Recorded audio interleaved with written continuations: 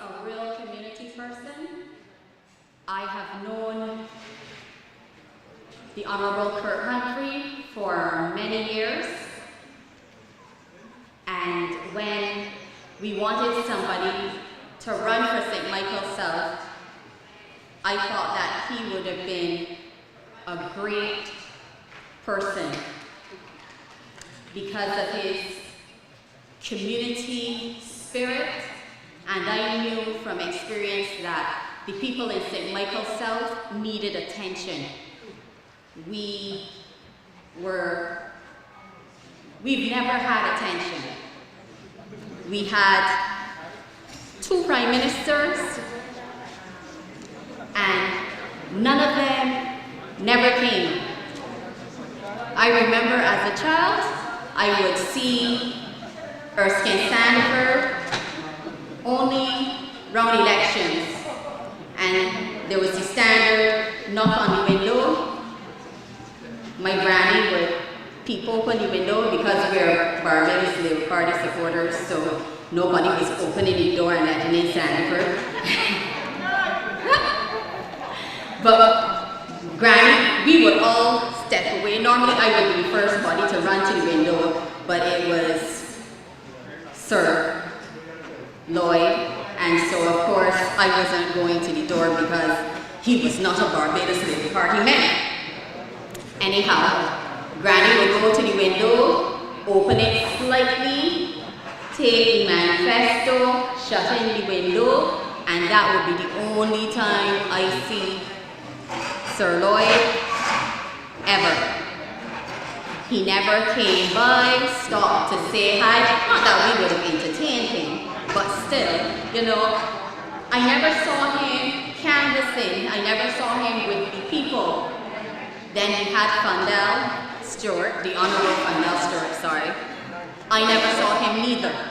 Actually, I saw him less than I saw Erskine Sanford.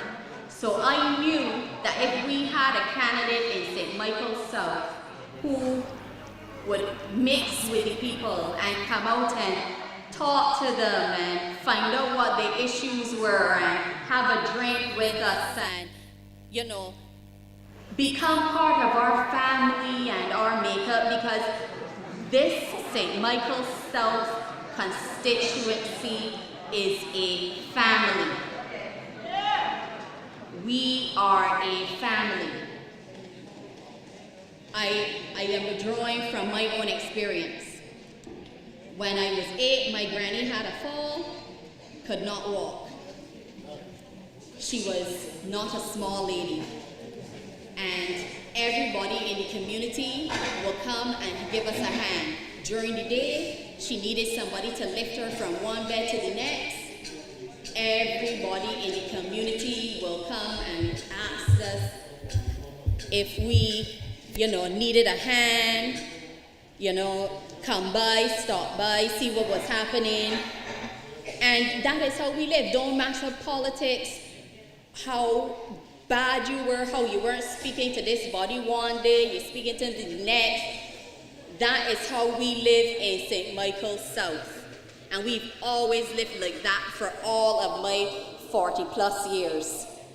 So I know that we needed somebody that to come in and be one of us, be a community person, somebody who will dedicate themselves to us. And I said this to Kurt, I said, you are going to be the person to win this seat because I know that you will be a community person. You will come in to St. Michael South and make us your family, and we will embrace that because we want attention. We want to feel like we have somebody that's interested in us.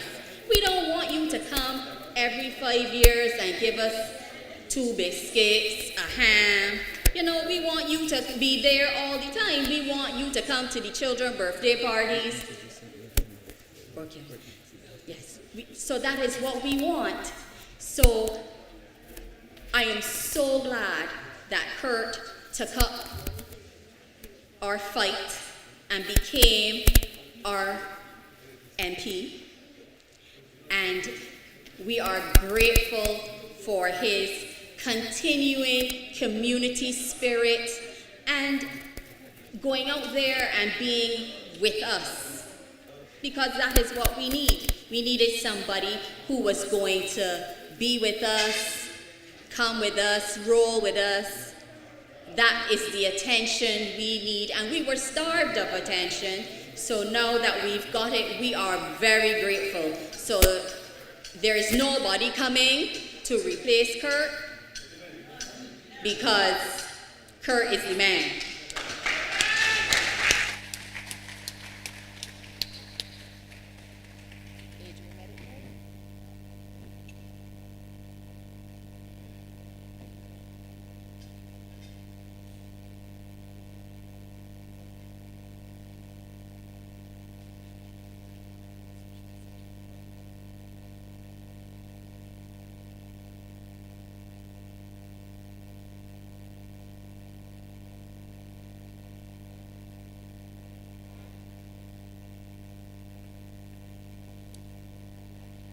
Sorry about that. Our next speaker to the podium is the Right Honorable Adrian Medic Ford, MP for Christchurch South Central. Let's give him a hand. And a warm St. Michael South welcome.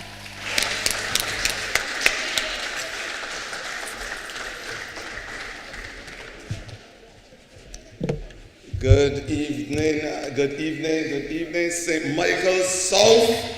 Good evening, the Barbados Labour Party. Good evening, the good people of Barbados. A pleasant good evening. My job today is going to be the easiest job in the world. I have the distinct pleasure of introducing to you the man of the people, for the people of St. Michael South, my good friend, Minister Kurt Humphrey. And I say an easy task, man. Let me get to it. Because we have to speak today truth to power. And it's an easy task. Because he is the man who coined the simple axiom, people over politics, man. I want you to talk to me, St. Michael South. The man who coined people over politics. And every single time he makes a decision on behalf of the good people of St. Michael South, I can hear in the back of his mind, people must be over politics. And those who are visiting from the epicenter of Christchurch, some may say the medicine working, but it's working in Christchurch West Central too. I want my people from Christchurch West Central to raise your voices in here, man. Give yourself a round of applause. Barbadians, we are happy to be here, man. And let us talk, because we have to talk truth to power this evening. We have to put a lot of wrong things right this evening. I want to say, Kurt, I heard the other day from the atmospheric noises, we emanated from, that you were buried, man. We buried Kurt Humphrey, but at the same instant in my mind, and it wasn't something that dropped out like a chicken little episode, out my mind, the words of Buju Banton, every note sing along with me, bury alive, but I'm still breathing. Don't know what tomorrow will bring, but I've got a feeling, man. Let us talk, St. Michael South. He's got a feeling for Barbadians. He's got a feeling for those in the dawn of their lives, the little children. He's got an understanding for the little children and to ensure that they're empowered in a special way, that they must have a space in this country. That is the feeling he got. And although they may want to bury him alive, he has a feeling that is going to empower the people in this country, a feeling that the Prime Minister has for the people of this country so that they can go beyond the shores and ensure that they become global citizens, a feeling and an understanding. That is what he works for, and that is what every single member of the Barbados Labour Party works to achieve every single hour of the day. And I want to come today because I will get vocal fright tonight. I will. Because the atmospheric nonsense that you're hearing, let me get straight, man. Straight talk today. The ignorance and nonsense you are hearing on a daily basis. We truth to power. And it's not only the 30 MPs that must speak and let your voices be heard. It is not only Minister Humphrey who's representing his constituency, man. It is not only the Prime Minister who has to represent this country. It is even each and every single Barbadian. Because at the end of the day, this country belongs to us. And if you stand and let people destroy it, you will have Barbados no more. And that is what is happening. So I want you to stand up today, man. I want you to go to the radio calling programs and tell persons when they're talking the untruths, the devil is a liar. John 8 verses 44, man, they put it on my consecrated hat today. The devil is a liar. And I'm absolutely sure that the devil has found a nestling ground in George Street, man. I am absolutely sure that the devil has associated himself in George Street. The devil is a liar. Because we have heard it. We have heard it. Somebody tell me there'll be them lying people. I heard so, man. But let us get serious. And let us speak truth to power. Because it is the responsibility of every single Barbadian to represent your country and to represent it in an honest way, man. I want us to speak truth to power. I want you, say to me, not to be the only person on the calling programs, man. Barbados belong to all of you. St. Michael South, people over politics, man. Me hear you. I want to hear you today. People over politics, man. And Barbados belong to all of us. Barbados belongs to the next generation and the next generation to come. So if you don't stand up, and tell people they're telling the untruths, they're telling a lie, man, that we need to do. Because these lies are going all over the world. These lies with the advent of social media, these lies are permeating all over the world. And it is time for us to stand up and defend our country. And what are the lies, man? Let us talk today, St. Michael South, Barbados, let us talk, man. What are the lies? Let me hear you. What are the lies? You heard? I see my good friend, the man who represents the good constituency of St. Michael North, just walking. Give a round of applause for my colleague, Mr. Davidson, man. Let us talk. Because the lies started with him and the ID cards, man. I heard that in an amazing way, like a snap of a finger, the waving of a magic wand, that the ID cards were supposed to import a new type of Barbadian boat here. A humanoid from the exosphere. That is what I heard, man. I also heard, and these are the lies that emanating in George Street. And I have no apology to nobody. I also heard that the ID card is going to allow some fancy transaction in the bank so your money will get steal, man. I heard so. All type of concocted foolishness that you're hearing on a daily basis. And all the ID card seeks to do is to put you in the same vein as those in the international sphere, man. So that you can do your business in the right way. So that Barbadians and Barbados can be recognized as being equal in a technological way to all those in the world, man. This era of new technology, you call it artificial intelligence. Some people call it robotics. This is the era that we are living in. And when you have a minister who's going to bring that technology, where one card can do almost every single thing, they had a wallet full of 8 and 9 cards and some dropping out. The ease of doing business, man. That is the conversation we are having today. The ease of doing business. And it is on record that in the last decade, there was no ease to doing business. There wasn't even doing business in the last decade, man. They come and spell the word business, man, in the last decade. Let me get serious today, man. And let us speak truth to power. And that's just the first lie. Let me get down to the lies that they're telling, man.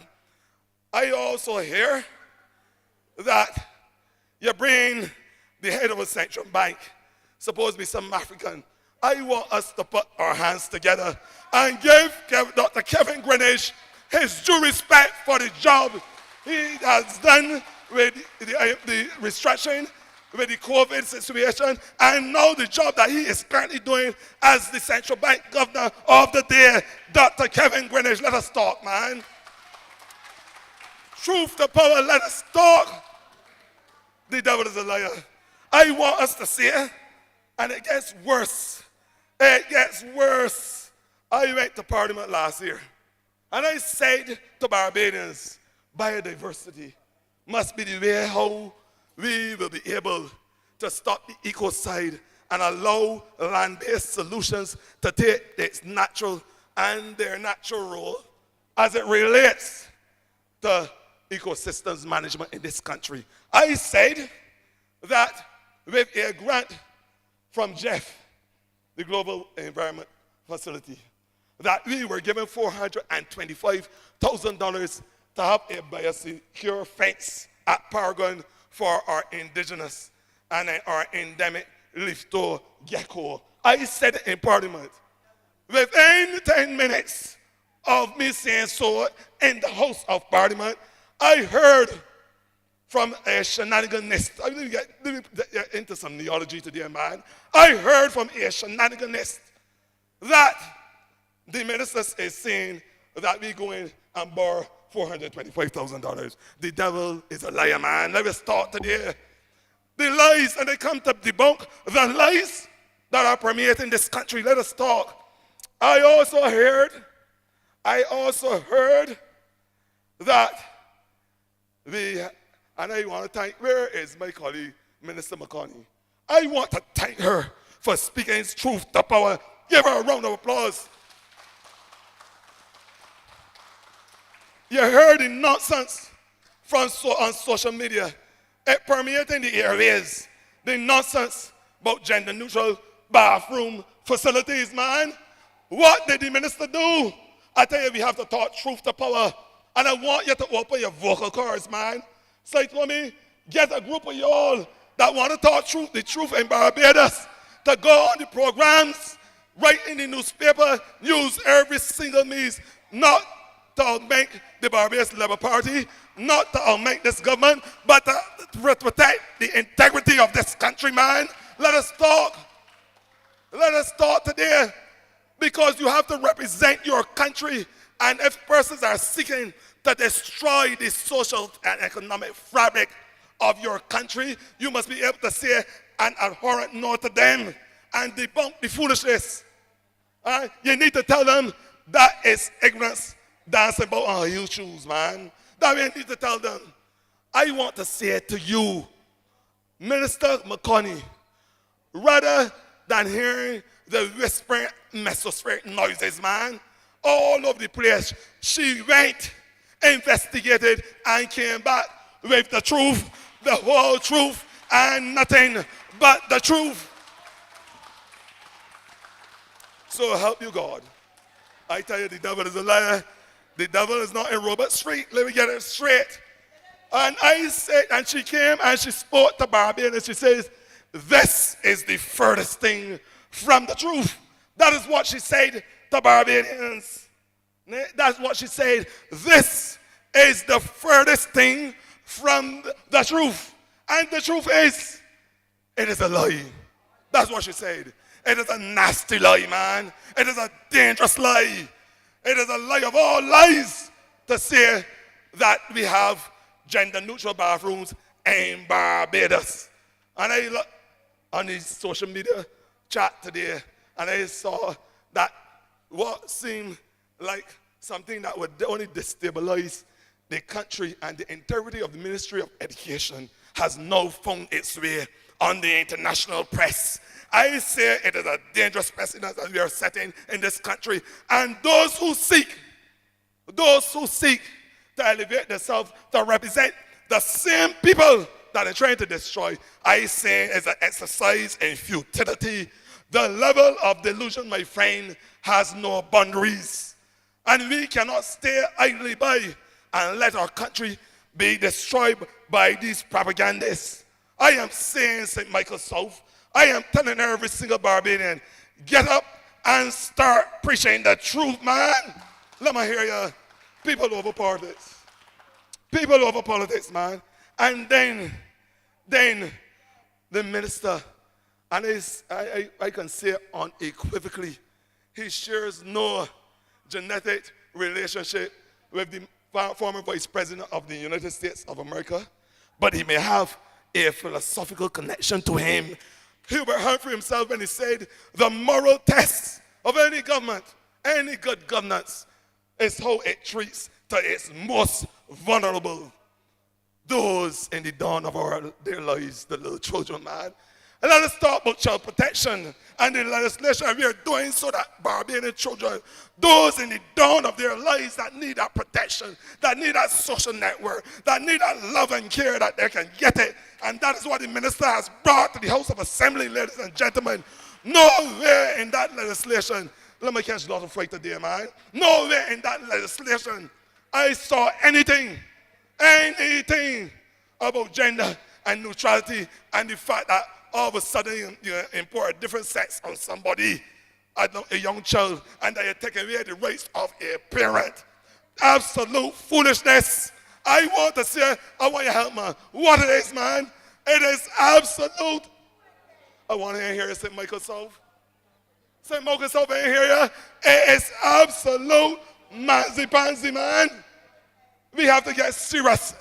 We have to get serious as a people if you want to protect the integrity of your country. And I'm talking today in straight and unbridled truth. That's what he's talking about, the unbridled truth. The legislation seeks to protect those little children who may be in a situation where they are being abused. Lord of mercy, man. This same Democratic Labour Party, not with the same what they call active participants, but this Democratic Labour Party in 1980 signed on to the convention, United Nations Convention on the Rights of the Child and the Human Rights, man. Huh? And now all of a sudden, I see my comrade Trevor Prescott, a true champion, a Trojan of this Barbados Labour Party, and they signed on to the rights that protect children. Now, fast forward, some odd 40, almost 40 years, and you hear all of a sudden that we have come to take away the rights of parents in this country and seek to change gender of a child. I am saying that somebody operating in Mars, man.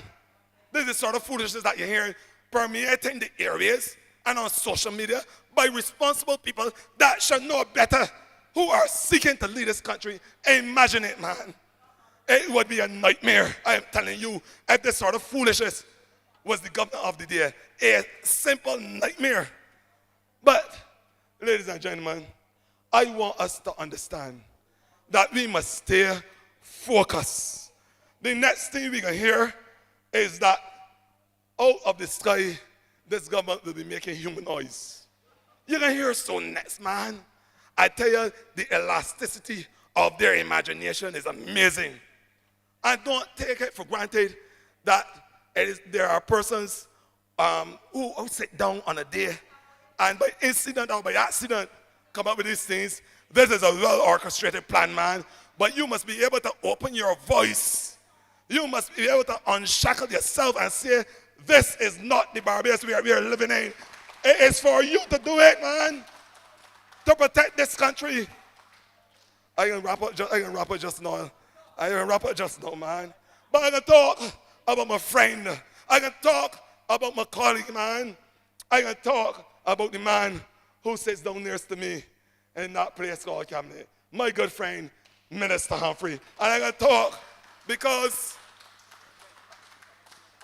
the people of St. Michael South needs to understand who they got representing them, man. They need to understand the integrity of the man that they got representing them, as opposed to the great pretenders and propagandists, man. They have to understand when a man has sat down and coined a phrase called people over politics, that he understands that the basis for any political success must start with the people of this country, man. That is what he understands. And that's why the philosophy of people over politics must be one that transcends the left and breadth of St. Michael South. But what he did, my good friend, who is just distance away from me, started the blue economy and the work of the blue economy. I want to thank him. I want to thank him for putting Barbados on the map in a special way, recognizing, of course, that there's something called the blue economy, which must be able to give this country not only sustainable development, but sustainability of livelihoods for the people who operate in that sphere, man. And what he did, look at the markets, man. You hear about sanitary conditions. Look at the markets. Tell me what's going on in the markets. Since Colonel Humphrey went there, look at here, man. Girl, I want some water. Let me wet my vocal cords, man. I want to say, you heard him speak about the fact that there must be legislation that seeks to protect those who operate in the oceanic sphere, man. And he said to the rest of Barbados, the jetties, the landing sites must be improved. That we must have the conversation about islands and the sea. That we must have the conversation about floating jetties. That there must be 430 times the conversation as it relates to the blue economy. That is what he has said to the people of this country. That is what he has said. And you know the work that he has started in the People's Empowerment and Elder Affairs Ministry. I said it before, the moral test of any government is to how it treats to its most vulnerable. A man who has single-handedly brought all the different entities together so we can amalgamate the services which will become more accessible and pronounced in person's life to help give them the space and the voice that they need. I want to hear you give yourselves a round of applause for the work that your MP is doing in the social services, man. We just had the conversation and the consultations with persons with disability, and that legislation is coming to Parliament in the not too distant future. Let us hear for your MP, man. You heard him speak about elderly legislation so that this manufactured thing called granny dumping will not be a thing that is commonplace in Barbados. I want to say, because I will speak on another time when it is appropriate, I want to say that this government, all 30 of us, we go to Parliament with one single thing, doing the right thing at the right time for the right people. That is what we do. I want to say, you can hear my voice on this, I will not catch permanent Glocker fry when I have to represent the truth. I will continue to speak truth to power like every single member of this Barbados Labour Party and this government, and like every single honest, decent Barbadian in Barbados. I want, without further ado, the time is of the essence. So, ladies and gentlemen, I want us to remain focused. I want us to understand that the journey of 1,000 miles begins with one step. We have had a number of incidents that probably set us back. Other countries are doing worse than us. You had the Freak Storm, you had the Hurricane Elsa, you had COVID. We have rallied through because Barbadians were able to come together in a special way, in the Bajan way. And I want to say, continue to give us the support and confidence, because we are going to allow, with every single sinew, Barbadians to live the Barbadian dream. Ladies and gentlemen, thank you. Have a wonderful evening.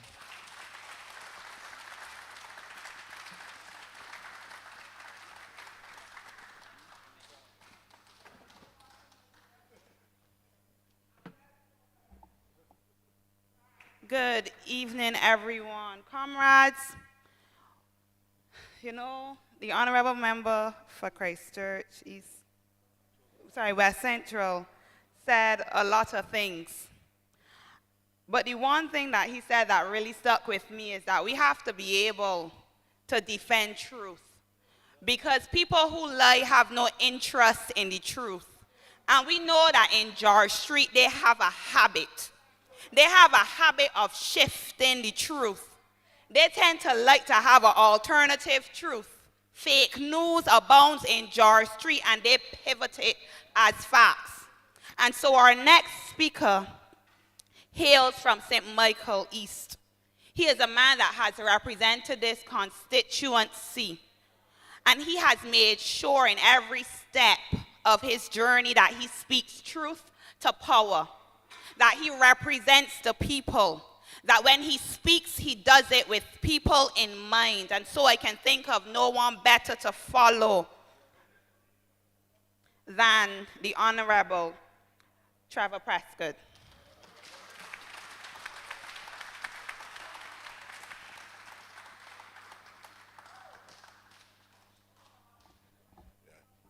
Fairly tall man, don't worry. First of all, let me thank my brother and inseparable brother, Kurt Humphrey, for inviting me here in the company of his constituents. I hope I'll be able to do justice to the cause. And I am not here because Kurt Humphrey is under any pressure. I am here to re-emphasize the importance of what you people that standing within my vision and earshot of my voice, what you have as a parliamentary representative.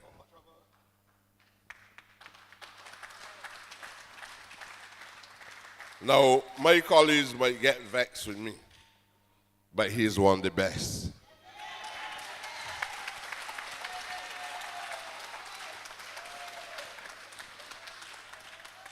When it comes to intellectual optimism,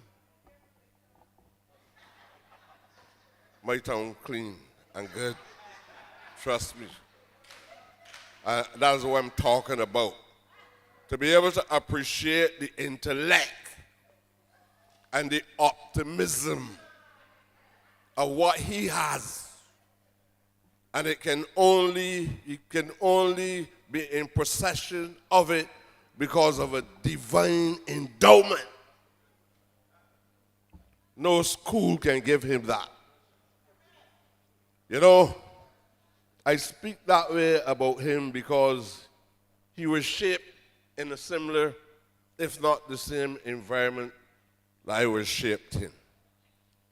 And many times people from our environment, people doubt our intellect. As you heard just now, some believe that we can't even pronounce words. Some people believe we can't construct sentences or have a collection of ideas that form a theory. That is not the Kurt Humphrey that I know. You know, legitimacy is important, especially within the sovereignties of Barbados. He speaks for working class people. He speaks for working class people. But as a minister, unlike me, I can decide this is the ambit in which I speak.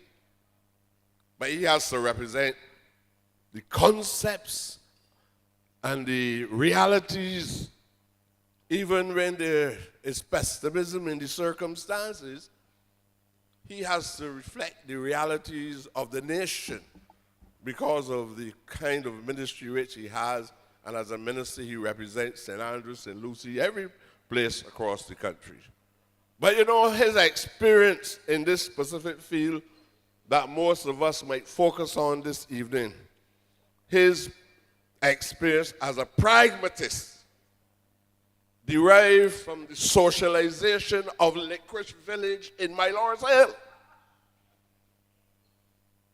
And his journey to live in the Pine housing area. The dynamics of those environments shape this man's conscience and his collective optimism, his intellectual optimism, because he is confident in every step that he makes, that as a consequence of the conviction to his own, there are things that he can achieve and must be achieved. They set on a journey to address issues in relation to marginalized children across this country. Not simply children, but marginalized children across Barbados. That most of the provisions in the Act to protect the child, he would have experienced those causalities and reflections in the interaction in the social environment from which he sprung. We know what abuse is. We know what physical abuse is. All of you that within my focus, you are aware of what physical abuse is. Not only inflicted on children, but inflicted on parents, father and mother, friends in your community. Sexual abuse, he knows what it's about. And he knows what it's about when you talk about psychological abuse, which many of us suffered from the phobia of psychological abuse. We see it, we live it. So when Kirk Humphrey brings a bill to Parliament,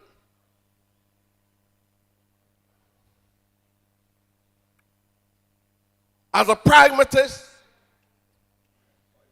and a practitioner of the social science, he lived it, and he made sure he was well armed with the intellectual capacity. He has a master's degree in the specialty to which he speaks. I know of his endowments from the master, because I was the Minister of Social Transformation for 3 years. I selected this man to head the first gender bureau in Barbados. He's not a specialist alone on the rights of children as a consequence of the Convention of the Rights of a Child. We don't have to wait on any UN body to tell us about child abuse and what are the provisions that we must put in place. This is our life experience coming out of slavery, coming out of colonialism, child labor, plantation managers abusing children and having sex with the children, and not even the parents could not say no. You have to go to a UN to come back here. So this is the Convention of the Rights of the Child. And the UN has dictated, the UN can't dictate nothing to a serious sovereignty. And you are seeing Barbados on a trajectory from day one. We had that conviction, not only to liberate adults, but to liberate the children of this country so that they can be separated from the plantation and picking palm grass. Picking palm grass. And you don't talk about social issues like how economists talk about logic and predicting and their predictions failing. Like talking it straight. Economists never predict anything on the face of the earth right yet. This man is a social scientist. This man is a social scientist. He knows about social policy. You should know what you have. I shouldn't have to come to tell you. I came here when this man offered himself as a candidate for this constituency. At the time, there was passion in the pine for him. Southeast, trust me. In Southeast. And I told this man, you are challenging a dead giant. A dead giant. And nobody understands him better than me. Trust me, the man thunders short. Everybody, some people felt that he was a sacrificial lamb. And that he was given to a lion, but it would have to be a dead lion.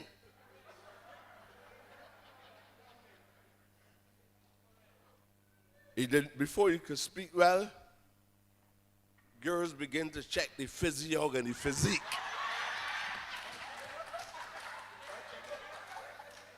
And one of my friends who was seeking the nomination at the specific time thought that he was home and dry until the night we came here for the nomination.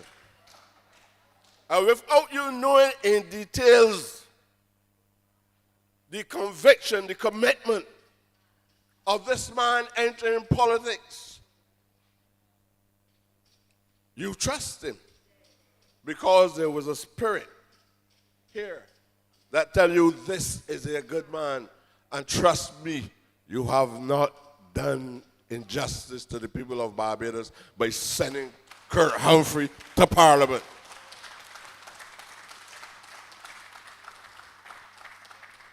He must join a long line of intellectual warriors.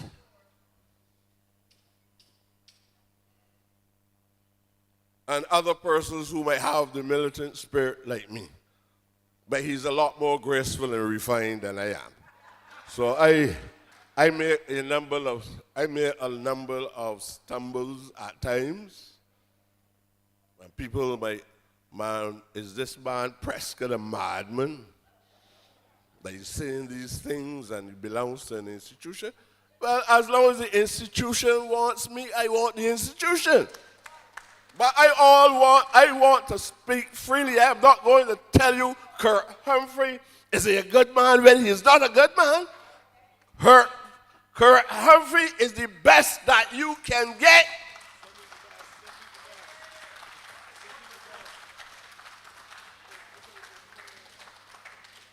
Look, man, I have to go back to this topic because it's my assignment. A special envoy in the Prime Minister's office on reparation, economic enfranchisement. The master put me there. The master put me there. You know, this bill speaks to children. When these people gave us emancipation on the 1st of August, 1834, these people did everything to undermine the emancipation process. And if they were successful, you would not be here talking with me now. Children, they used to exploit children in the fields. And in the post-emancipation period, especially during the apprenticeship period between 1834 and 1838, they didn't work. These people are strange, you know. They decide, no, look, we don't want no more children working. So they had about 14,000 children unemployed. And they were paying meager starvation wages to workers who were now considered to be free. The mortality rate, it was never good in those days, but it became worse. Because the money in which the plantation workers were getting, the so-called ex-slaves, were not enough to feed their families.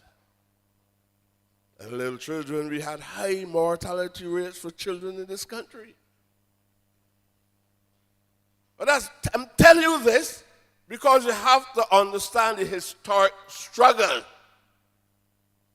And why we are here bringing legislation to Parliament about the rights of children and protection of children and things of that nature. All I'm saying to you, this is no UN mirror. This is no UN mirror. No, UN is telling us we have to do this. You got to be what the white people of the day say you were, and still is all right now. The white supremacists in this country saw you as not human beings, less than human beings. You will have to be really less than human beings. If you believe that anybody can come, any neo-colonialist can come, whether it's United States, England, whoever, and tell us that we, who entered into Parliament in 1951 on the basis of self-government, that the UN now tells us Kurt Humphrey, Mayor Morley, and the government of Barbados has to bring legislation for the protection of children and the rights of the children. We know our convictions. We are optimists. And we know the job has to be done. And we know there's always pushback. You're witnessing an attempt to push back the progress of the Barbados Labour Party, especially in relation to this bill. And these people go any distance to discredit this man who has a flawless reputation. I hope you don't blemish your reputation. I hope you don't behave like Donovan Ennis.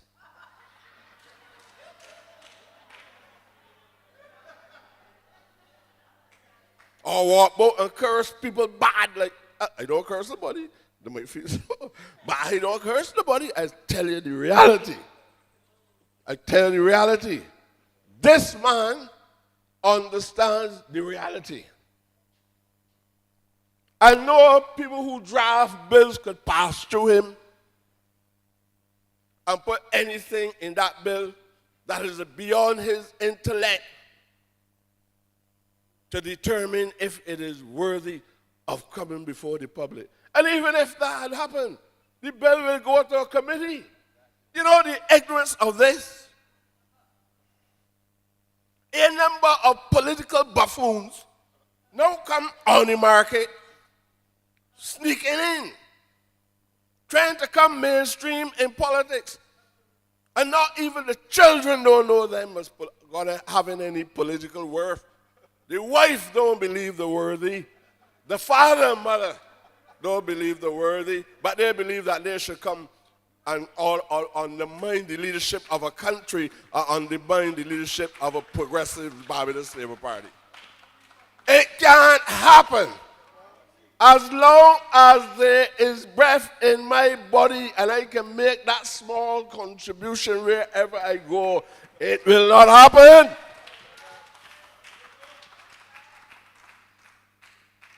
I live close to the Bell Plantation, man. I know how they made little children pick grass across Barbados. And these voices that you're hearing now, it's not like Kurt Humphrey. Kurt Humphrey is a humanist, a socialist.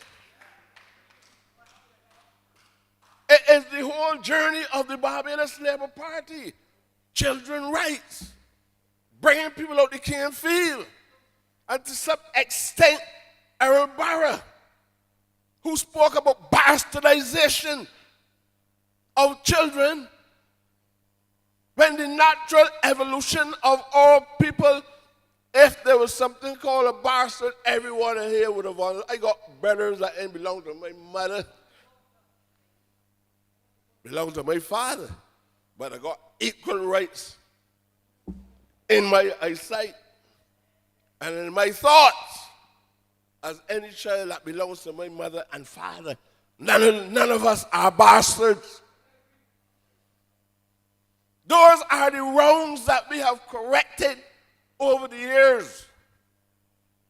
But these neophytes on the horizon feel that they can come to Barbadians and tell us, man, Kurt Humphrey don't know what he's doing. Kurt, keep on doing what you're doing because what you're doing is right.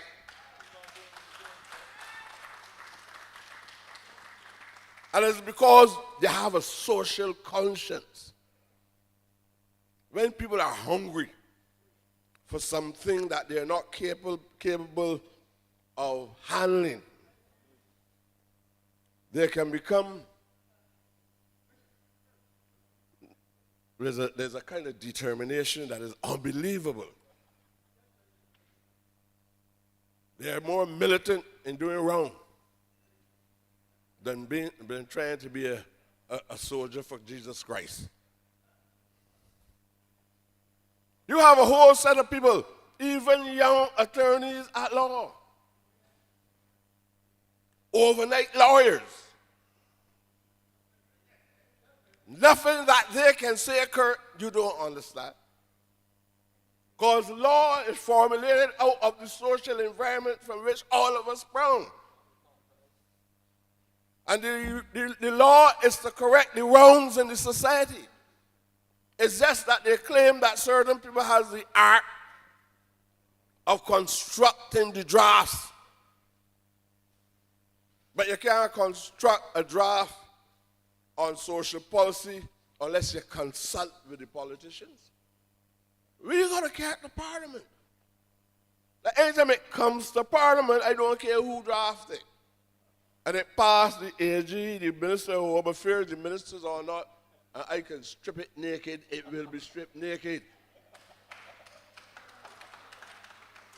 Who get vexed, get vexed. When the parliament over, I go home or I left before it done. Because I believe that I'll be sent to parliament to represent the people of St. Michael's. He said, Kurt, you can't do that. You're the minister. You got overall response. But he is a man that is capable. This government, after witnessing young men and young women having to sit 11 plus examination underneath Owen Seymour Arthur, this government decided we are going to expand pre-primary education. I tell you this, it was not done well. Because that should be a major social plank that all of you should be able to brag about. But the intention was positive. Because many privileged children and their families were able to enjoy 7 years of primary education and then compete with people who are already marginalized, facing poverty, but coming to do 11 plus exam with 5 years education. You understand the significance I'm talking about? Privileged children was entering school at age 3 because their families could pay for lessons, send them to private school. Your children had to sit down home. It became such a norm. But I'm talking about psychological abuse. We begin to believe this is normal. But then your child goes to 11 plus exam and the things that these privileged people, semi-professional and professional people, I don't want to call the schools names, but your children cannot compete with them because in some cases, not only limited time in the school system, but poverty, malnutrition, no electricity in your house. An ignorant father fighting every night, drinking rum.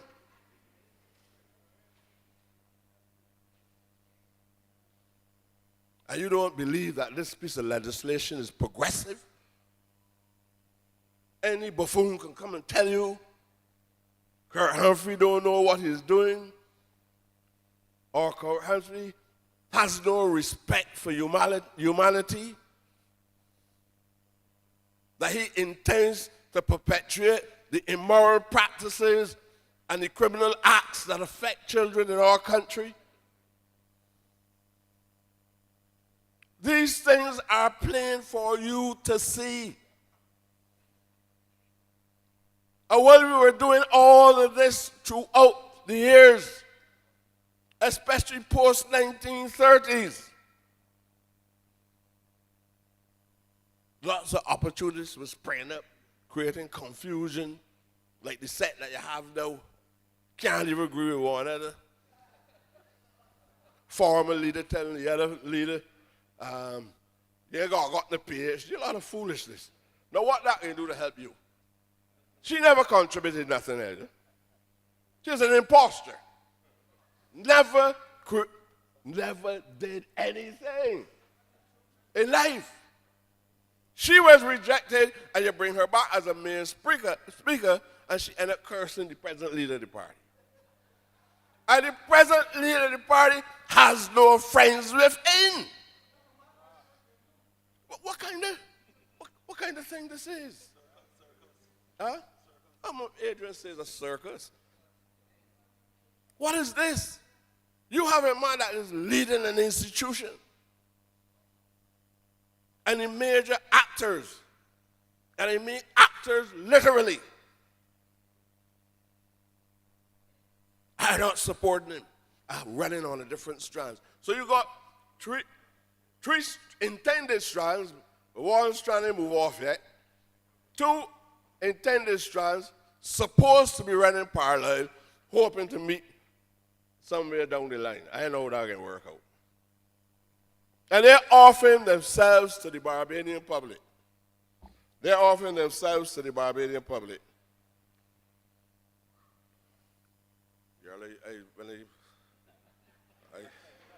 I don't know. Huh? Oh, okay. The time is a time limit, and I don't like to show that I am not well disciplined. I don't like to show that.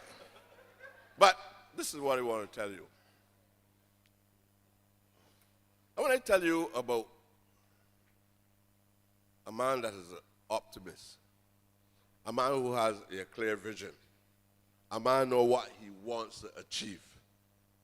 I hope that I have done justice in helping to bring some clarity, if I am capable of doing so, to the importance of this man in Barbadian politics at this juncture in our history. I look forward to Kurt Humphrey's input in any type of social policy in the government, because you can't think about social policy in a piecemeal form. When you talk about the rights of a child, you have to talk about the duties of the parents too. And you can't talk about problems related to society and just exclude a specific age group of people from the whole global ambit of humanity. We have to be able to relate it to the general development of the society itself. And that is why you will see the police dealing with issues, the child care board dealing with issues, the Ministry of Education dealing with issues. So the law deals with issues. So it's a holistic approach. So there might be a need at some point. I mean, that is one of the things that I would just posit.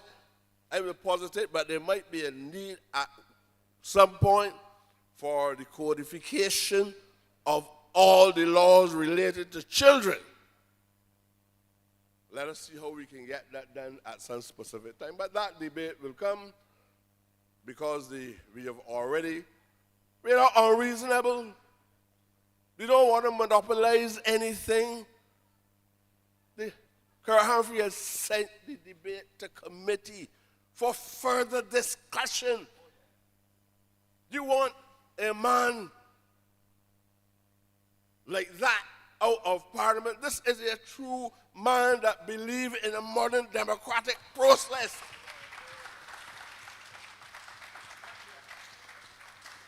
That's what Kurt Humphrey represents. A modern democratic process. So I am so sorry that I've always had these problems, you know that.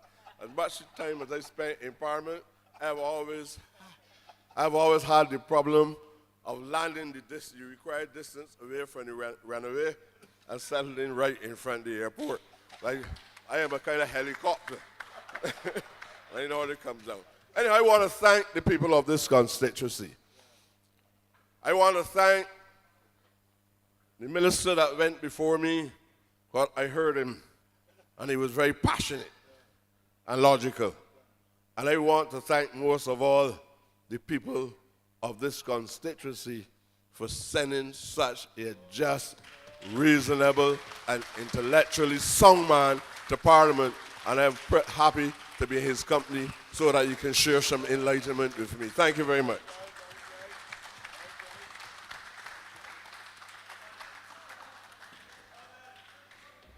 Thank you, Minister Prescott, Comrade Prescott.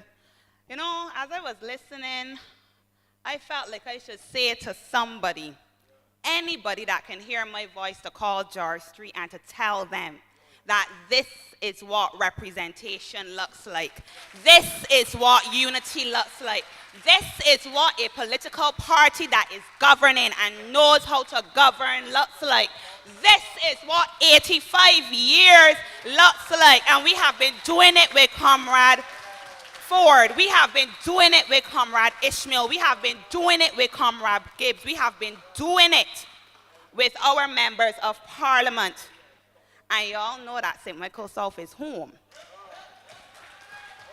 And y'all know that St. Michael South is home. So y'all know when I say St. Michael South is home, it brings me great joy to make the next introduction. And they have had a little bit of time to pomp a set, as if they know about St. Michael South. They keep acting like they don't know that we know what representation is. They keep acting like we don't know that we have a member of Parliament and a minister that cares. They keep acting like we don't know that people over politics wasn't just an election slogan, but it was a motto that has propelled us time and time again. They keep acting like when we say that we are going to protect the most vulnerable, when we say that we are going to protect young people, when we say that we are going to protect children, when we say that we are going to protect the disabled, when we say that we are going to protect the elderly, like we was making marks for it. And so they keep making jokes when they didn't even read the legislation properly. And so this afternoon, this evening, I have the pleasure.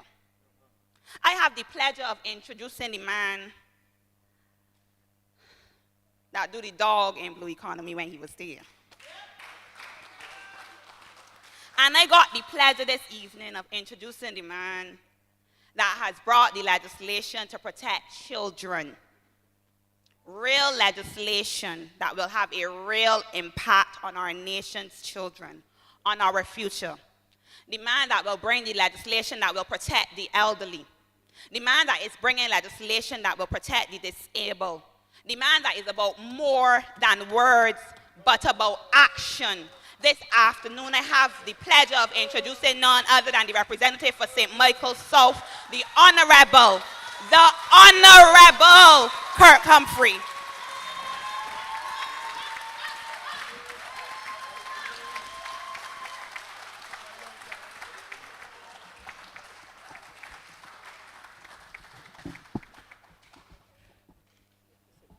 That's good. Good evening, St. Michael South. Good evening, Barbados Labour Party family. You know I don't trouble nobody, but they trouble me, so today ain't gonna be easy. I want to begin by thanking my branch, of course. Could you please give my new executive a round of applause, because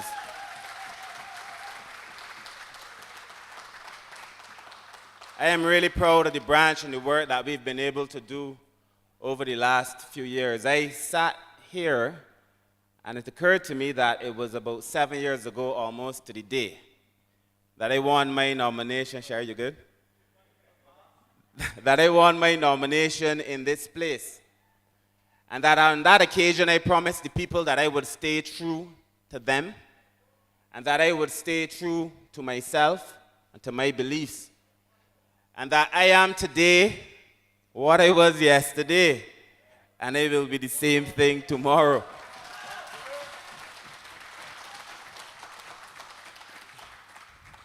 I think it is a good thing for us to be gathered here today and to have a conversation about a number of things. I want to begin again by thanking my colleagues who came out. I expect by the end of the night most of us will be here, but I see Comrade Davison, Comrade Chris, of course, Trevor and Adrian who just spoke, and they tell me Kerry is somewhere on the compound, so we know this place is going to get hot. But I want to begin by thanking all of my colleagues. I want to thank my constituents.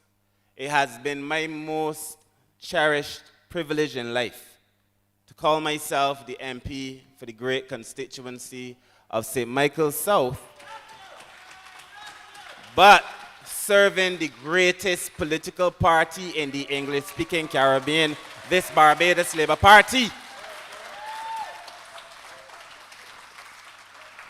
I asked myself as I sat to let the words of my mouth and the meditation of my heart to be acceptable in the good Lord's sight. And my personal philosophy has been written in Proverbs 31:9, that you should open your mouth and judge righteously, but plead the cause of the poor and needy. That is why I came with the idea that people should always matter over politics. And try as I might to keep this particular bill out of the political process, out of the nasty kind of political process that we're seeing going on, they have determined that we must have a political conversation, and we will. But before I do that, let me again thank the good people for coming out. I'm told that the Democratic Labour Party now they have a meeting in Charleston, in my constituency. They here have a meeting, they fly down in Charleston. And that all 6 of the people who are there are from outside of the constituency. But you have to anticipate that, because in Charleston, like most of this constituency, the entire place was neglected. And that they are so silly that they would choose to have a political meeting to lambaste me, I imagine, in an area that flooded for years and they did nothing and we fixed it.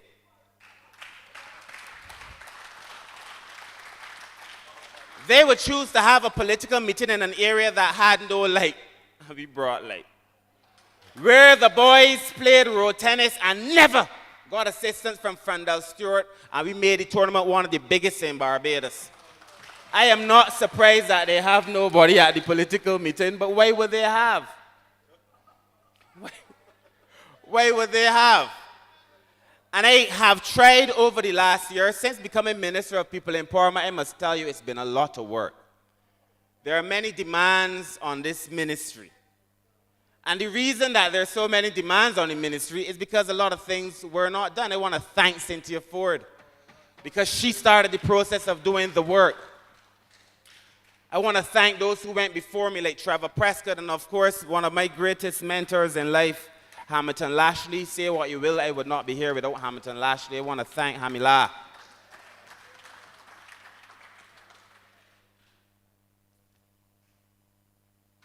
Please welcome Kerry Simmons, please.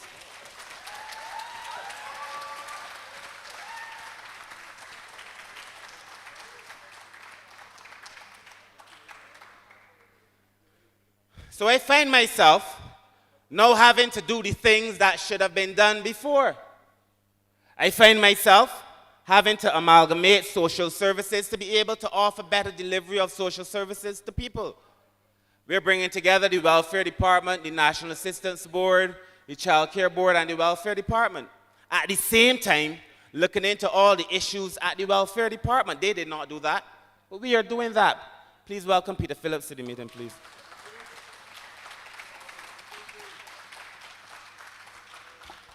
And this is something that we started a long time ago. And why? Because it made sense to bring together the social services agencies and have all of your resources being able to go to a family. What happens now? If you call the child care board and you visit a household, and you attend to that house, you're going for the child, not the grandmother. If you call the National Assistance Board and they go to the house, they're going to look for the older person, not the child. If the daughter in that house calls the welfare department, they're going to look for the daughter, not the child or the grandmother. And if there's a disabled person in the house, nobody ain't looking at all. So it made sense, and it makes sense, for us to pull all of these agencies together to better offer services to people. And that before the end of this year, we will do it so that we could treat the people in Barbados better. And on top of that, we're bringing a whole set of legislation. You would have heard Roshana say, before this year is done, we will have the disability legislation. And we have to do it because persons with disability have to get a better deal in this country. And we have conducted a whole set of meetings all over the island, from the north to the south, the east to the west. We have heard from Barbadians with disabilities. And I don't think I need to bring a legislation to tell Barbadians that we have to treat persons with disabilities better. But that is obvious. But I have brought to the cabinet the policy.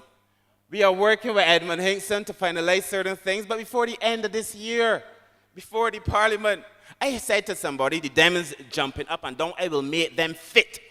Before the year is done, I'm going to make sure that Jerome has no problem with health. They're going to be up and down and up and down.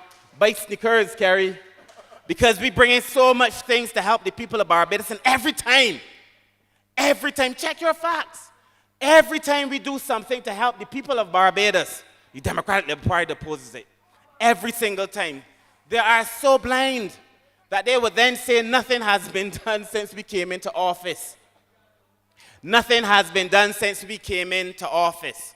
When they're still riding on the same buses that we bought when they had no buses. I can remind one of. Or they can say about sanitation when they had no trucks. And Adrian, how many trucks you got on the road collecting garbage? You're getting all kind of nice cans. They said we did nothing. Or that, can you imagine your reality during COVID if the DLP had your affairs to handle? I feel like I have to remind you. Or that it was this Barbados Labour Party that improved health care, did something at A&E. I know you go to A&E, you're getting treated a hell of a lot better. Let them know. I understand that they're coming for me. Let them come, because I'm ready for them.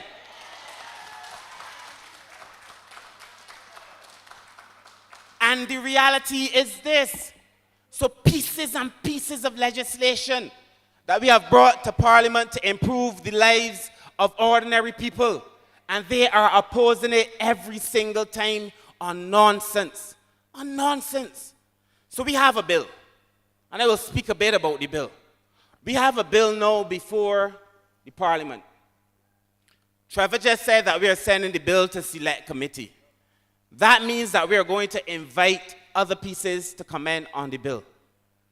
Modern child care legislation has 5 important principles. It must be that the children's welfare, count these and listen to what I'm saying. Then take a look at the bill. Because our narrative is being guided by people who are misinformed and deliberately spreading misinformation and disinformation to make you feel that this Labour Party is not acting in your interest. Well, am I a madman? Am I going to send something to Parliament to hurt children? Don't I have 2 of my, and somebody asked me, I have 2 children, and a third that I helped raise, that I love equally. So 3 children that mean the world to me. But beyond that, look at the legislation. So it has 5 principles. The paramountcy of children, so that you have to make sure that the paramountcy is on the children's welfare. Children are paramount. It must protect children. It is a child protection piece of legislation. This is so basic that I don't even know why I should be up here debating it. It is a child protection legislation. The other P is in prevention. So you want to prevent abuse where you can prevent abuse. And then the fourth, because they don't seem to know, is parental rights. The rights of parents are important in the legislation. And then partnerships, because you have to work with other people to be able to deliver what's in the bill. Now read the legislation, and you will see that on every single one of those we did right by the people. And why now? Why now? Let me tell you. The current legislation that guides children in Barbados is extremely old. Would you want to subject yourself to legislation from 1904? 1904, somebody said that didn't born, your grandmother didn't born me. 1904. Some of the legislation, you born in 39, and before your time, and you tell me that you're an older person, you're still young and sweet though. 1918, another piece of the legislation. And legislation, the Child Care Board Act is 1985, but the Child Care Board Act deals with more administration than adjusting and addressing the issues pertaining to children. So the time was now to be able to do it.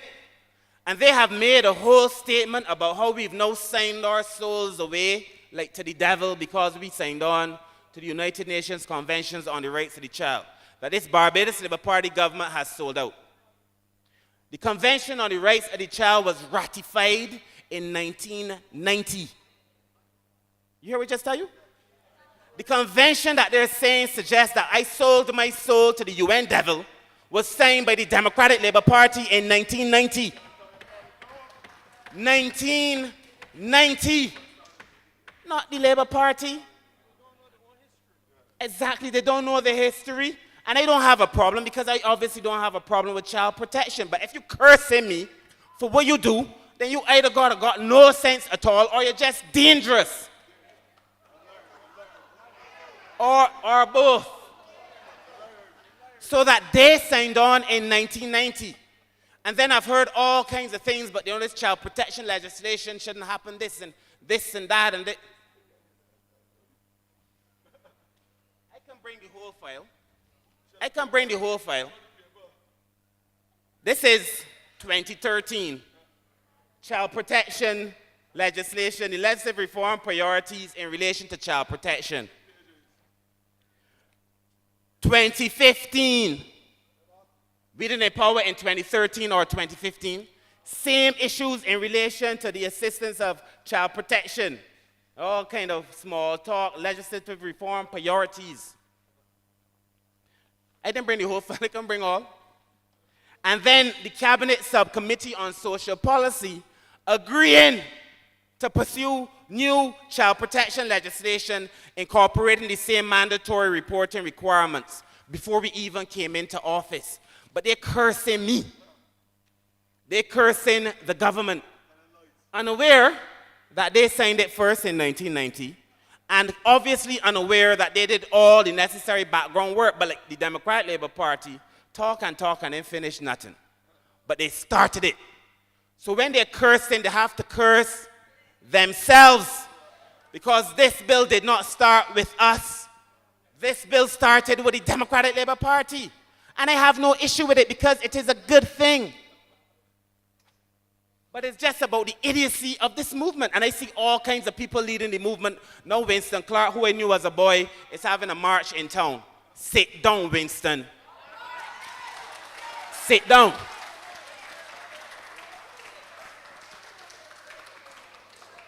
So that this bill now has got itself mired in all kinds of political controversy. And it is regrettable. It is regrettable. Because before we brought the bill to Parliament, we had consultations with the Barbados Association of Medical Practitioners, the Nurses Association, the Barbados Police Service, the Bar Association, the Evangelical Association, the teachers, social workers. And having said that, we then determined we would take the bill to select committee to get further input. I don't know what more you want me to do. The bill wants work. That's why it's going to select committee. But to equate the bill with all things wrong is dangerous. And on top of that, to win a political argument, because they're sacrificing children. So desperate is this Democratic Labour Party and its current leader to gain political attention and political traction that he will now try to sacrifice children in his pursuit of self, because the only body Ronnie Yearwood care about is Ronnie Yearwood. Well, I know Ronnie.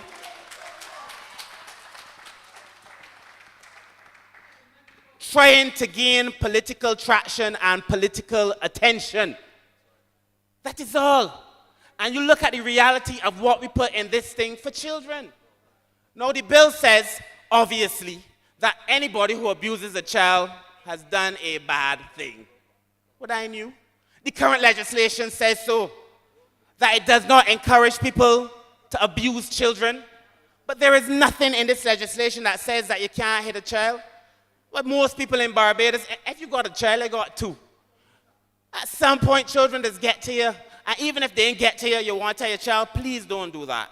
No, they want you to believe that if you do that to a child, that somehow the Child Care Board or the Child Protection Authority can barge into your house, take your child, deny you of your parental rights, and do all kinds of things to your children. It is a lie. And that the only thing that this bill will say when we finalize it is that if you are abusing the child, then, and the child is determined by the Child Protection Authority, 99% of the things requiring a court order, that you then have to bring your child and yourself and have a conversation. And that there's so many things in here to work with the parents so that you can make parenting easier. The law is explicit as a last resort. As a last resort. When all of the other things issued by the court have failed, when there is no possibility of incorporating that child back into a safe environment, then and only then. But you know that happens now. That there are children who are considered wards of states in Barbados now. And that we have about 100 children in care now, ward of state. It is not new. So why would they give the impression that somehow we're going to run and start taking up people's children like we mad? Because they want to gain political traction in circumstances when they have not gotten political traction in the last many years. And that they're doing it, and hurting the children because they want to promote themselves. Now, I listen to the debate. I won't even get into any more talk on the debate because I've heard them say some things that I cannot believe serious people are saying. And I just say to you that the mandatory reporting protocols was already part of their plan. And mandatory doesn't mean that if you see a person abusing a child that you have to call or you can get fined or a penalty. The law is very clear. It has a select set of people we call duty bearers. If you are a doctor or a lawyer, a police officer, if you are an internet provider, because you know the internet people see all your business, and you come into contact with information that says this person has knowledge of a person who is being abused, that person has to report it. And a few others, but it's not the average person. So the law in place in Barbados that you have to go and report child abuse if you see it, but it would encourage you to do it. Because all of us have to look after our children. It takes a village to raise a child. So it is not me. These things were already thought of. And of course, there's some things that we have to do. I counted the amount of times my legislation, the Barbados Labour Party bill, says parent. It says 98 times in our bill. The current bill says 23 times. We mention parents a hell of a lot more than the current legislation. Our legislation, when I counted it, speaks of the family 23 times. The current legislation speaks to the family 0 times. 0 times. Because our legislation says that you have to make every effort to keep the child with its family. And that is the thinking of the day. You don't want to put children in institutions. So when I hear all this talk about the legislation, I ask myself, what is really going on in Barbados? And then to make it worse, after cursing Barbados on lies, they then create a platform for a regional cuss fest to invite other countries to curse Barbados. Now, I used to say that the Democratic Labour Party in its former iteration lived down to my expectations and that they could get no lower. God help me, look at what happened to the Dems in 2023. Meet the new Dems, worse than the old Dems. If you look at what they are proposing, because there is something between us, people know, BLP or DLP, we know that we would never go on a regional stage and curse Barbados. But Terry, you doing this thing a long time. That's not what we do. Trevor was in it a long time. That's not what we do. You speak to the old Dems. That is not what we do. But you create a regional platform to curse Barbados and to curse Mia Motley. You must have seen the clip. To curse Mia, and the foundation of all that they're saying is a lie. It is a blatant lie. But I cannot believe that that is what we have come to in 2023. And they're calling for elections already. Be careful what you ask for. Bajans are not foolish. Be careful what you ask for. Bajans are not foolish. They then tell you, in relation to this legislation, the madness that you have to watch now, because the legislation says that we will take your children and perform all kinds of surgeries and operations. They want me to define surgery. What kind of surgeries? So now I'm to tell you every possible thing that could possibly happen to a child when a child is in care. You want a list of every medical problem. Currently, if a child is a ward of the state and it has to have medical attention, what do they think happens? What do you think happens? Well, the child care board will have to take the child to the doctor. And if the doctor says that this child requires medical intervention, well, the child care board go and make sure. Well, if you don't do that for the child, well, aren't you liable? Where this come from? Where this come from? So if you pick up a child that has been abused, I made the point in the clip, and there's a young person that I know, and there are others. I made the point in the clip. You pick up a child. The child has been abused or badly battered in sexual or physical way. Child is half dead or broken. You take the child to a doctor. The doctor says, we have to intervene now. What do you do? If you want to save the child, what do you do? No, they want you to believe. This is why I am so upset. Not because people talking about the bill, because I've gotten a lot of rich things too. I saw Anya Lord, I think, in the paper today, and she didn't agree with everything, but she added value. Mishak Burgess didn't agree with everything. He called me, and he added value. And other lawyers called me, and they've added value. But for the salacious, the nastiness, the pernicious behavior of this Democratic Labour Party to make you think that we are doing something to hurt your child, it is wrong. And they are doing it for a vote, which is now even nasty. And I don't even mean a national vote, because they got elections in August. And a man is afraid. And so he running around calling meetings, a man is afraid. And calling all kinds of meetings and saying things about the legislation that just ain't true.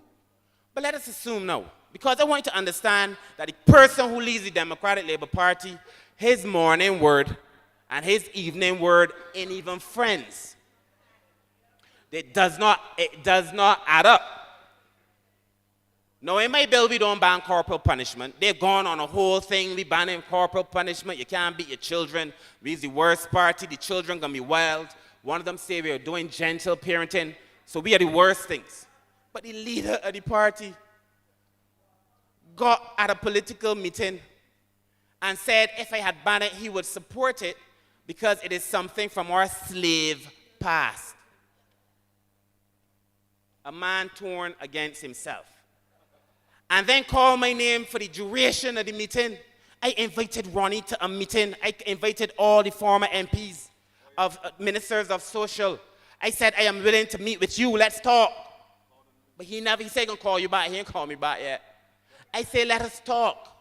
But he calling my name every minute. I turn around, he calling my name. And won't face me like a man that sits in behind a bush.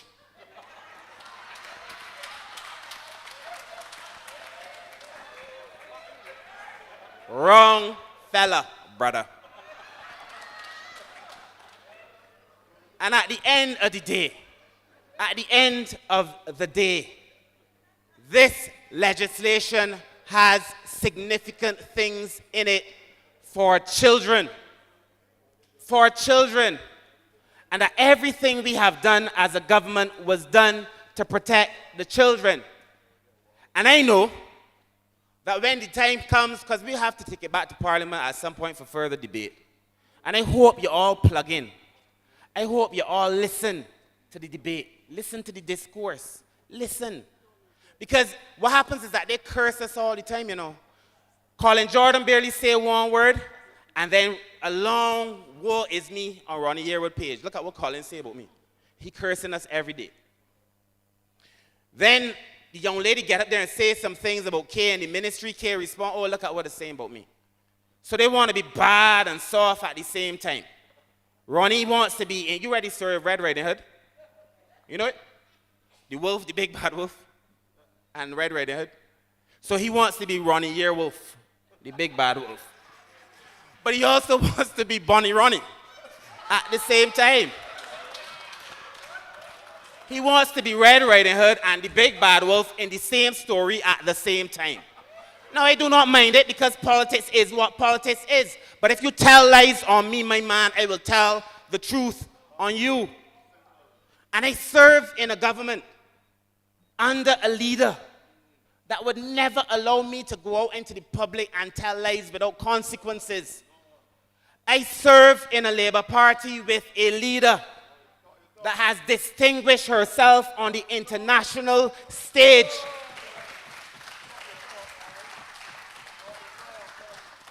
I serve in a Labour Party with men and women who go to work every day and put the people of this country first. My people in St. Michael South know that I will bend over backward for them. Some of us had fights. Some of us had fights, but only because I acted in the interest of my people. And I got that from the Prime Minister. And I ask myself, how can you see somebody working so hard to lift this country up? And they are working so hard to pull this country down. You see somebody who comes in, gives 100%, another 100%, serving the people. Her name is honorable on the international stage, honorable on the regional stage, honorable in Barbados, honorable in this place. Ladies and gentlemen, we have the greatest Prime Minister in this part of the world. We have the best Prime Minister in this part of the world.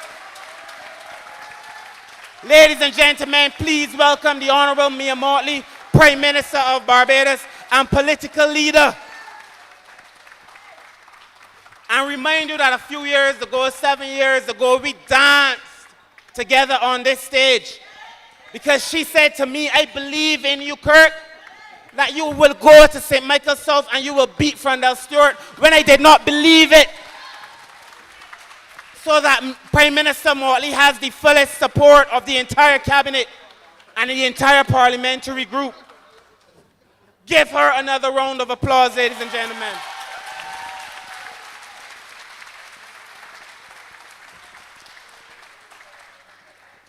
So, ladies and gentlemen, I really wouldn't know how it is to come to you today and not address some of the concerns that I addressed in that bill. I do not know how it is that I would have come to you today, because there will be another time. In fact, when you all get the chance, watch the interview that is showing at 6 where I go through the bill in more detail. But I do not know how I would have come to you and say anything other than the truth. And that I said the other day at a meeting that one day we will look back on this period in time and we will say to our children and our grandchildren that we lived in the same time as Mia Mottley. And that the Prime Minister will be known, her name spoken for generations, but not because of her own interests. And you know, there are days when I've worked to the point where I feel I can work no further. Many of you say, Kurt, you look tired today. I have put in 100%. To be told by the Prime Minister, find another 100% to serve the people. So, ladies and gentlemen, I bring to you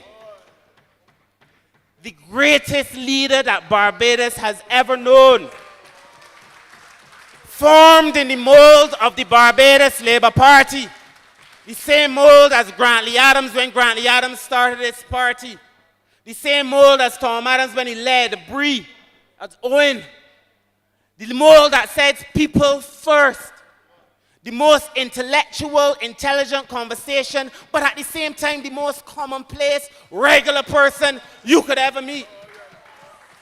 Put your hands together and welcome the Prime Minister of Barbados, our political leader, the person who has saved this country from the face of death, my mentor and friend, the Honorable Prime Minister of Barbados, Mia Motley.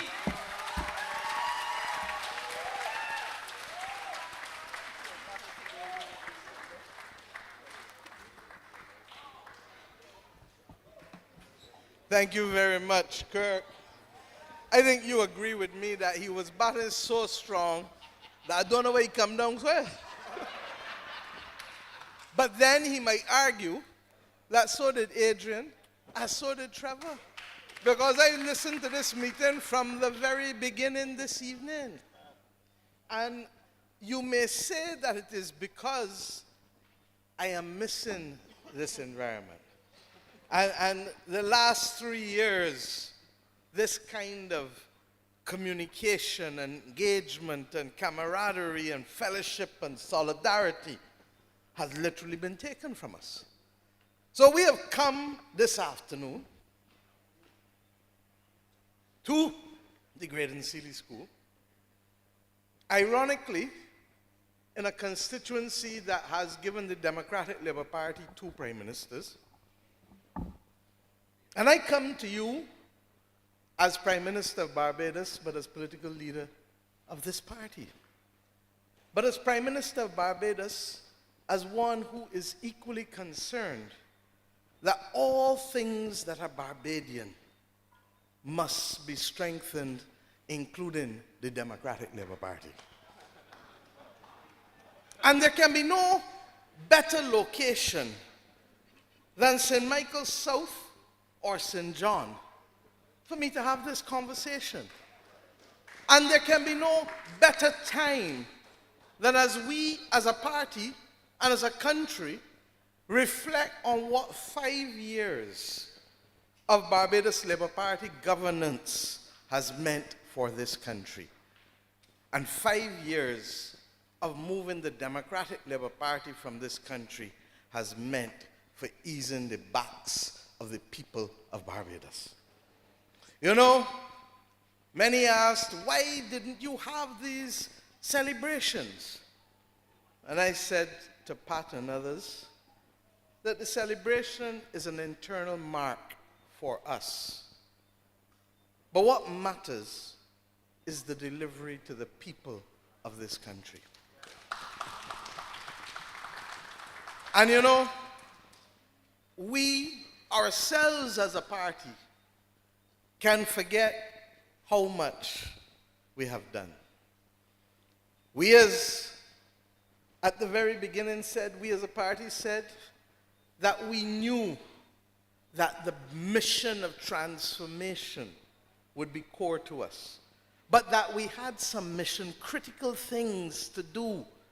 And you know it better than me. Those of you on the south coast of this country were the ones who saw the bubbling of the sewage coming through the roads. We were the ones who knew what it was that the month we came into office. You see where we are now, today? 5 years ago today, we had less than 4 weeks foreign reserves. with a loan payment to make in 2 weeks after coming to office. That would have brought us down to 2.5 weeks, 2.75 weeks to be precise. And in the middle of a hurricane season, which, by the way, gave us Tropical Storm Kirk.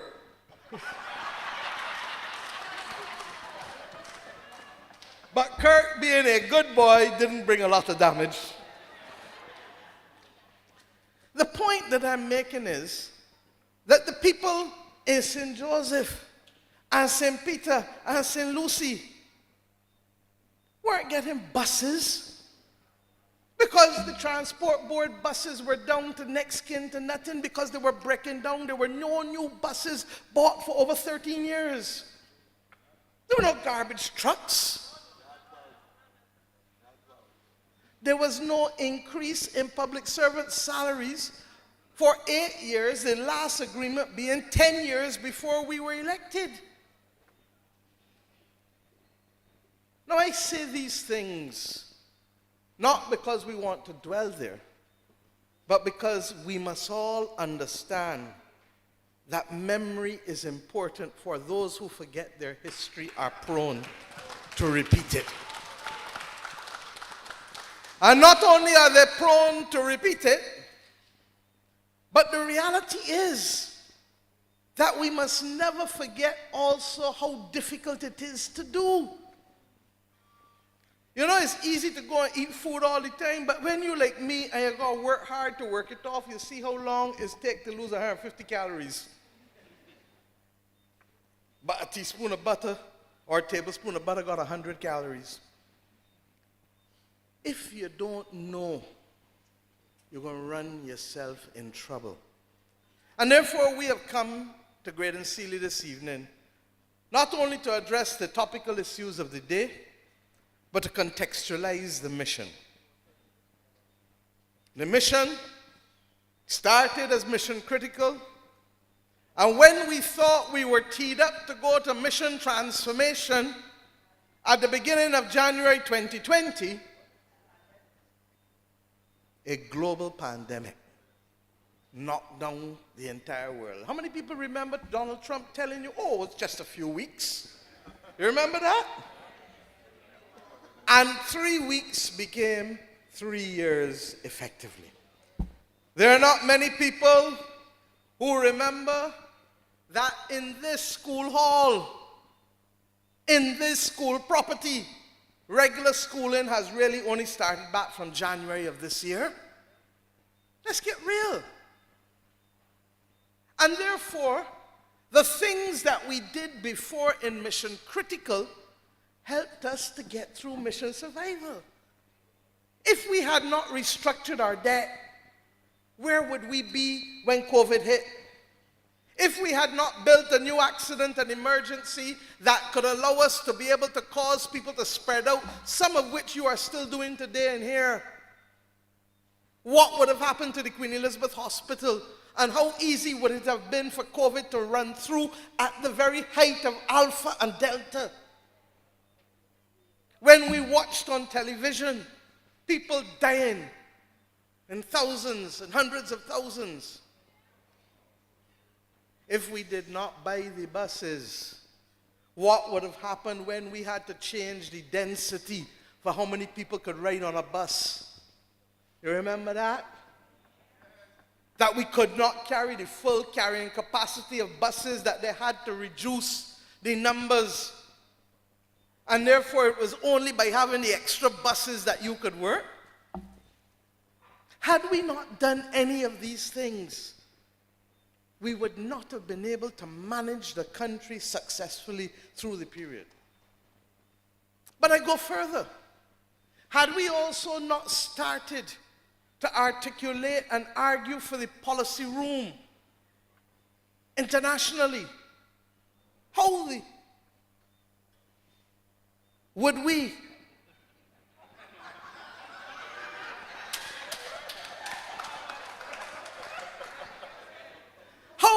we have gotten through having to lose $600 million in revenue in 2020 and spend another $400 million in expenditure, a $1 billion adjustment in 1 year, in the first year of COVID in this country. When nobody else could, we gave the public servants of this country the assurance, work from home if you can't, and even if you can't, we are paying you. We have sent home a single fella.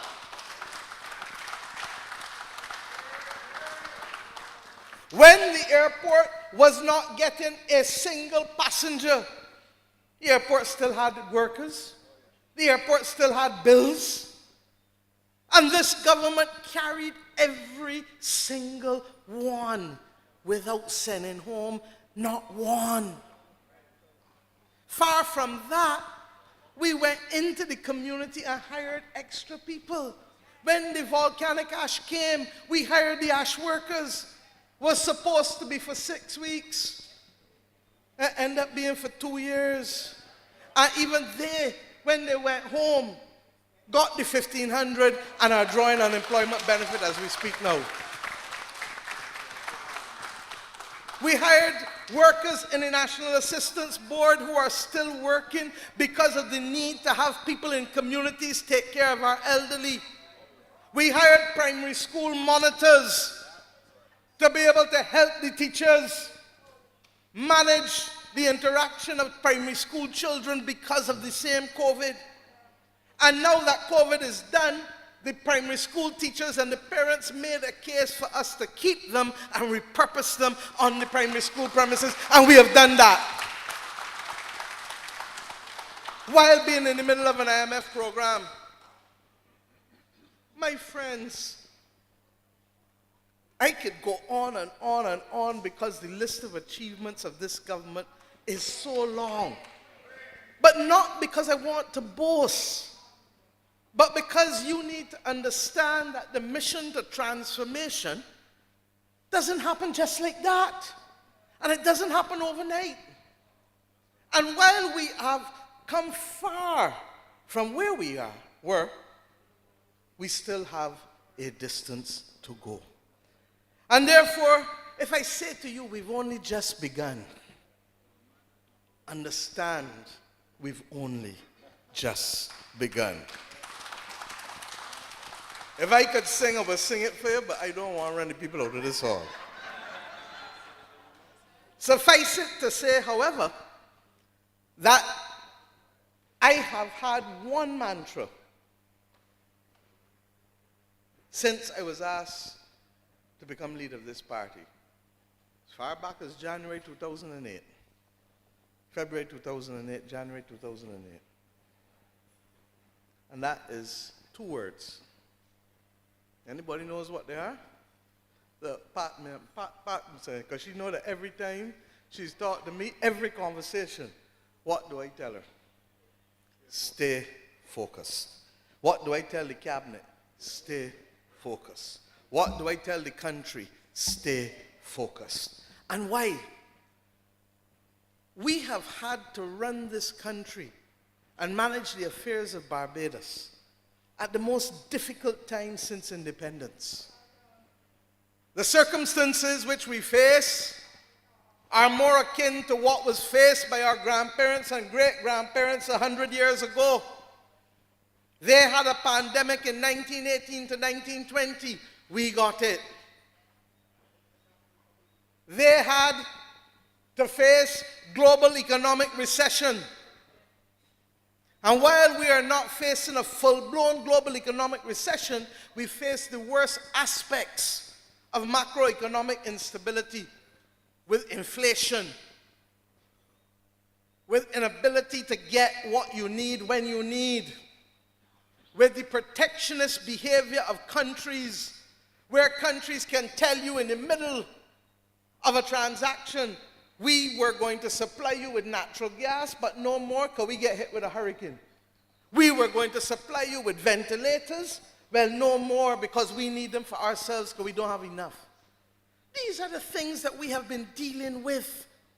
And that is why those who want to tell you that Barbados must turn insular and look in and not play the best hand it can play by making the best opportunities available for us as a country across this globe, they do not care for the people of this country.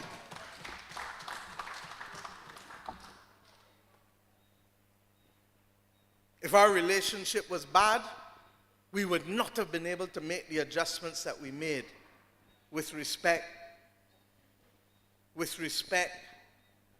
to the pandemic and the loss of $600 million in revenue and $400 million additional in expenditure. Nobody would have financed this. The last government could not borrow a cent from anybody outside of Barbados after December 2013 and the Credit Suisse loan. They had the 23 downgrades. And our ability to have confidence, people to have confidence in us and us to have confidence in what we are doing in this country is what allowed us to be able to get through this time. And let us start to debunk the myths one by one by one.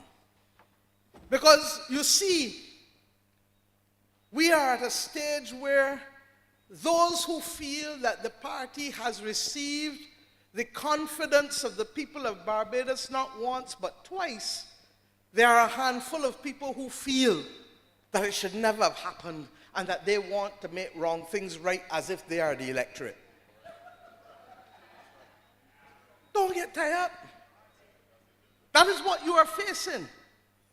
And what you are also facing is increased activity, not because we have an election round the corner, but because there is an election round the corner.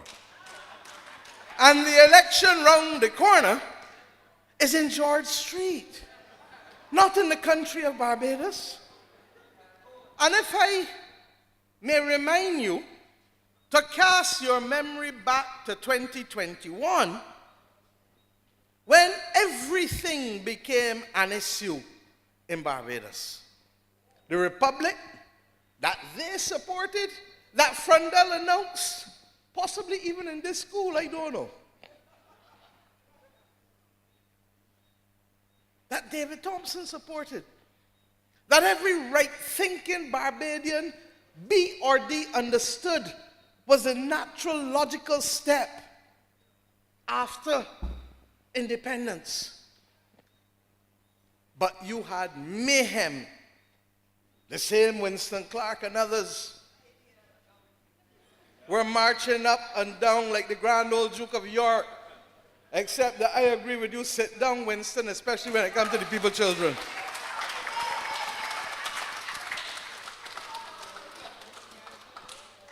Every single thing that happened in 2021, and you know how I remember? Because my brother passed on the 29th of June. And even in the midst of having to grieve, I had to be dealing with the foolish fake news from the Democratic Labour Party all through the summer.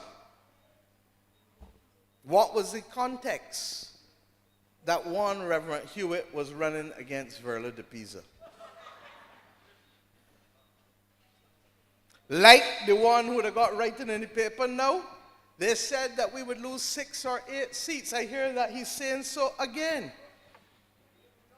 2023, but I don't know that there's an election other than George Street. So the only body who could lose are the people in George Street running.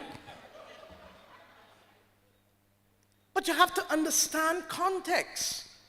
Because if you understand context, you can put it in the box where it belongs.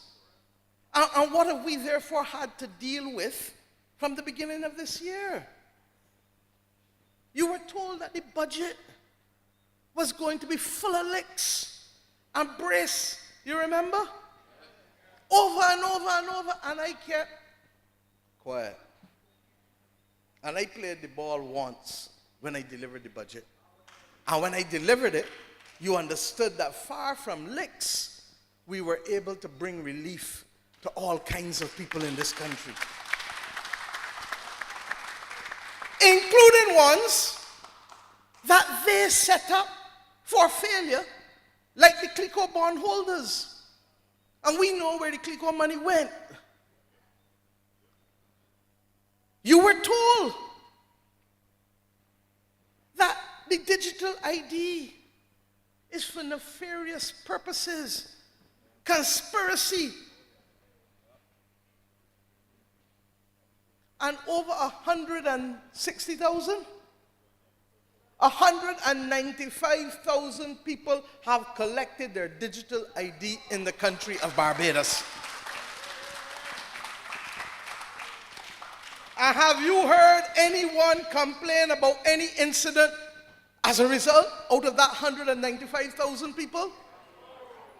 But you see, those who are there forget that the people who first drafted the legislation and the framework for the digital ID, Kirk Humphrey, was Frondell Stewart and the Democratic Labour Party.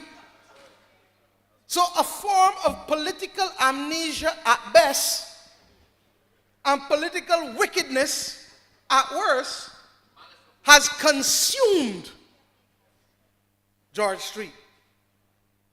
And it is a race to the bottom to see whether the new ones can do worse than the ones that the people of Barbados have said they have no confidence in. They said that we were appointing a Nigerian as governor of the central bank. Now, understand this. They said it as if it was a negative. You understand my color, and most of the people in here color? And all of a sudden, Trevor, even if it were true, to have it cast as a pejorative because you believe that there's something untoward about being Nigerian? But what was more was that they really were seeking to create panic and fear. And there are a number of people who talk. More often than not, I believe that the messages need to go to the psychiatric hospital for an evaluation. And I don't say so lightly, because these messages can cause people to be hurt. I'm not joking. When the police officer was killed by the Treasury building in Bridgetown, it was as a result of a person who was suffering from mental problems.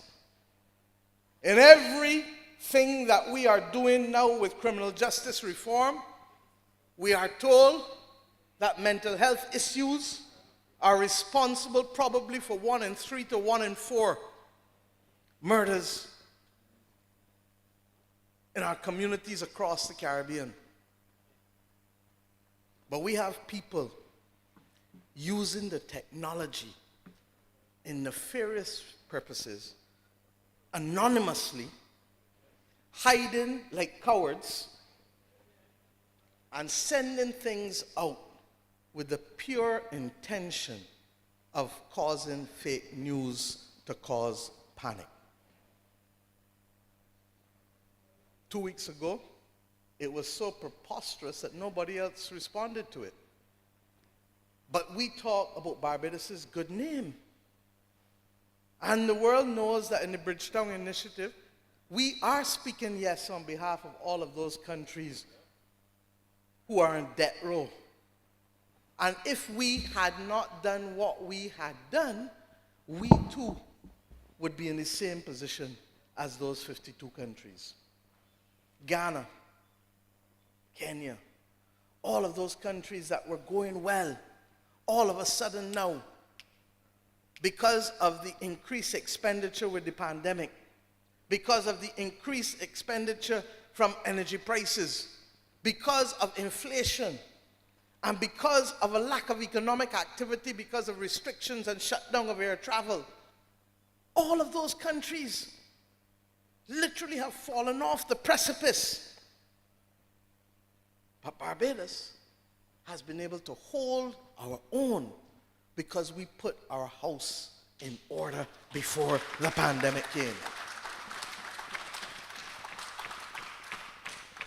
And they resisted it. But now we can have the person who wants you to believe that that he can lead and who George Bell appropriately described as a dishonest solution to the leadership of the Democratic Labour Party. He would want you to believe, I think it was the 23rd of May, Alex it was, 23rd of May, that Barbados is set up for debt restructuring again. No, a joke is a joke is a joke is a joke. Do what you gotta do to win what you gotta win in George Street. And even if you do, the same fate that befall Burla will befall you.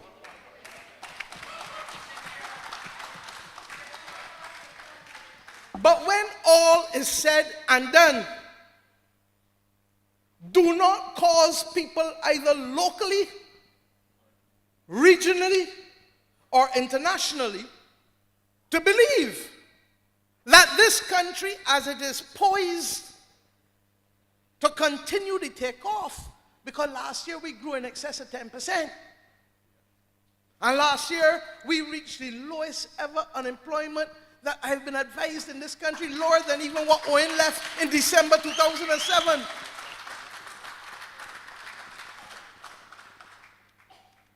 But you would want to put that out there so that people would think twice and three times about making their investments in this country and creating the jobs that we want for the rest of Bajans who are not working to be able to work, and for those who want better jobs or different jobs to be able to change to.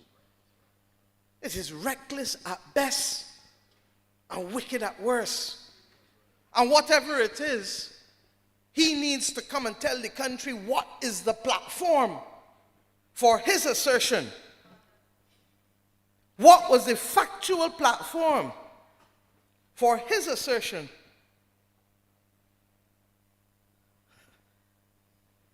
that so you have a situation where the current leader, Prime Minister of Barbados, debt problem. is effectively... No, I'm not going to play him anymore. But I want you to know that I didn't pick it out of the atmosphere. So I have given you the factual foundation and the report that he made that this country is about to enter debt restructuring again. My friends, you must be able to understand the difference between advocating on behalf of a class and taking action on your own behalf. The reality is that we believe that there is something to be gained by us reducing the cost of borrowing for all countries in the global south, because you borrow at 3 and 4 times more in most countries in the global south than you can borrow in North Atlantic countries. We also believe that our debt sustainability metrics should be changed. Fancy language for saying what?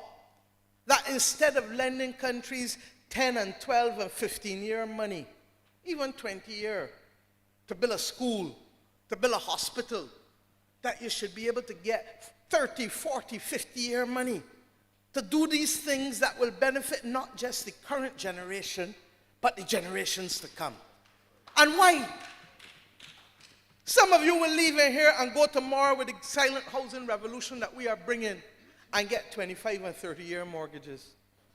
How can an individual get a 25 and a 30-year mortgage and a country can't get 30 and 40 and 50-year money? But Britain,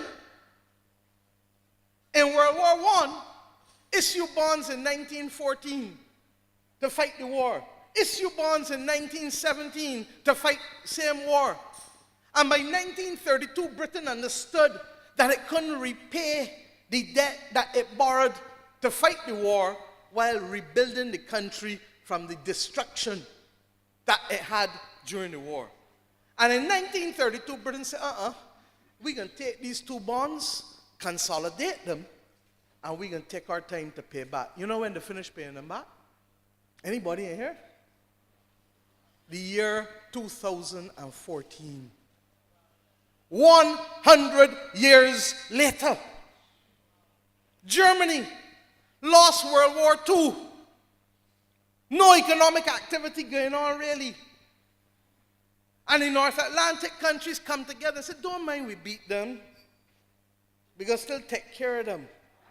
And develop the Marshall Plan for them. We're still waiting for reparations from slavery. Don't mind we beat them. Don't make them pay back any debt beyond more than 3-4% of what they sell in goods and services and exports. Who did that for Jamaica? Who did that for Africa? Who did that for Latin America? Who did that for the rest of us in the Caribbean? Who said that Barbados should be able to pay less? Or Trinidad or Guyana, when Guyana was a hippie country. You know what a hippie country? Guyana was a highly indebted poor country. Long before it is now having this bounty. And I'm happy for them because they suffer enough. They deserve to have a bounty now.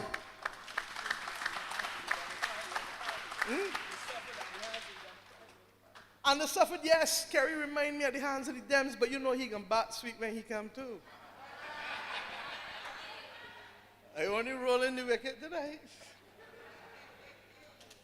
The bottom line is this, that we are at risk of people making decisions about investments because a person who is supposed to be leading a noble party, a party that produced the father of independence, who carried this country to independence after the father of democracy gave us the right to vote in 1951, Grantley Adams. And Arabaro came and did that. And I ask myself now, not just as political leader of the Barbados Labour Party, but as Prime Minister of Barbados, this country deserves better. And this country's democracy demands better. We are carrying along and having people make all kinds of fake assertions. You heard Adrian say they can soon tell us about humanoids. How can you introduce gender-neutral bathrooms in private and secret? No, study your head. Study your head. I see two principles in here, ex-principles. If that was the intention of the minister, first of all, she would have to tell cabinet, and she couldn't get past there. But secondly, and I know she would not, she would have to tell the chief education officer, and the chief would have to tell the education officers, and the education officers will have to tell the principals, and the principals will have to tell the teachers, and the teachers will have to tell the children. Good Lord. Tell me how in God's name you can introduce a gender-neutral bathroom in secret in Barbados. But let us understand what it is about. Because they believe that anything they can do to scare Bajans.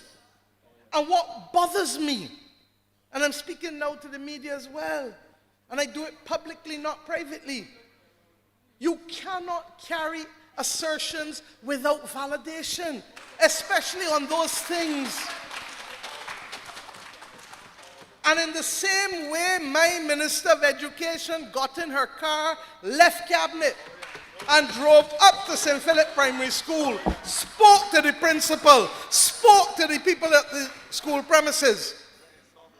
Before it was carried on the 6:30, the 7:30, and the 8:30 news, I would have expected that at the very least, you call the principal and say, Madam, we have an allegation here that your school is introducing gender-neutral bathrooms in secret.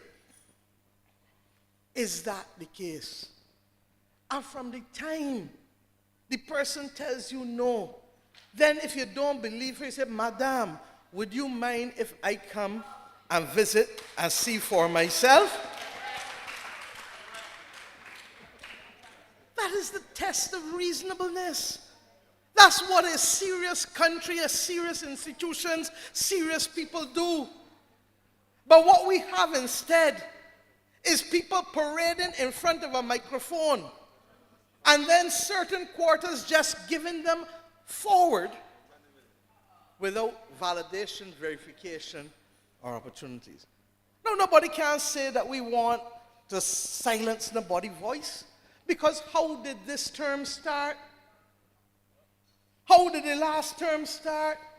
Before Joe Atherley crossed, I had offered to do something for them in the opposition. Not true? Before this term could get off the ground, we also said we would go and amend the Constitution, and the AG did everything to prepare for that.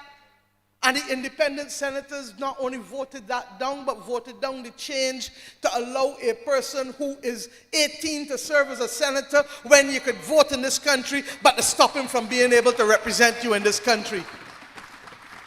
They want to talk about child protection and child promotion. Let's get real. When we asked Mr. Coffey Walder to serve in the Senate, all manner of mankind who begging for his vote at 18 and 19 and 20 say no. I need Barbados to settle. I need Barbados to stay focused. And this party has a responsibility. You saw how I told you how the others responded to Germany even after they beat them. We have a responsibility to the legacy of Errol Barra and the Democratic Labour Party. And even if there are people in that party who do not want to equate themselves with the truth, then the rest of us may have to remind them. This notion about debt and deficit financing, Errol Walton Barrow, and the media has a duty to go in Hansard and get it and print it for each and everybody and print it every month until we get it. Because as a developing country, just as poor people cannot build a house without a loan, a poor country cannot bring development for its people without incurring some level of debt. But just as a poor person does not borrow too much, you also don't borrow too much. Now, who was it that increased debt by 3 times? Owen Arthur left debt in this country at about $6 billion in December 2007. You know what it was when we inherited it?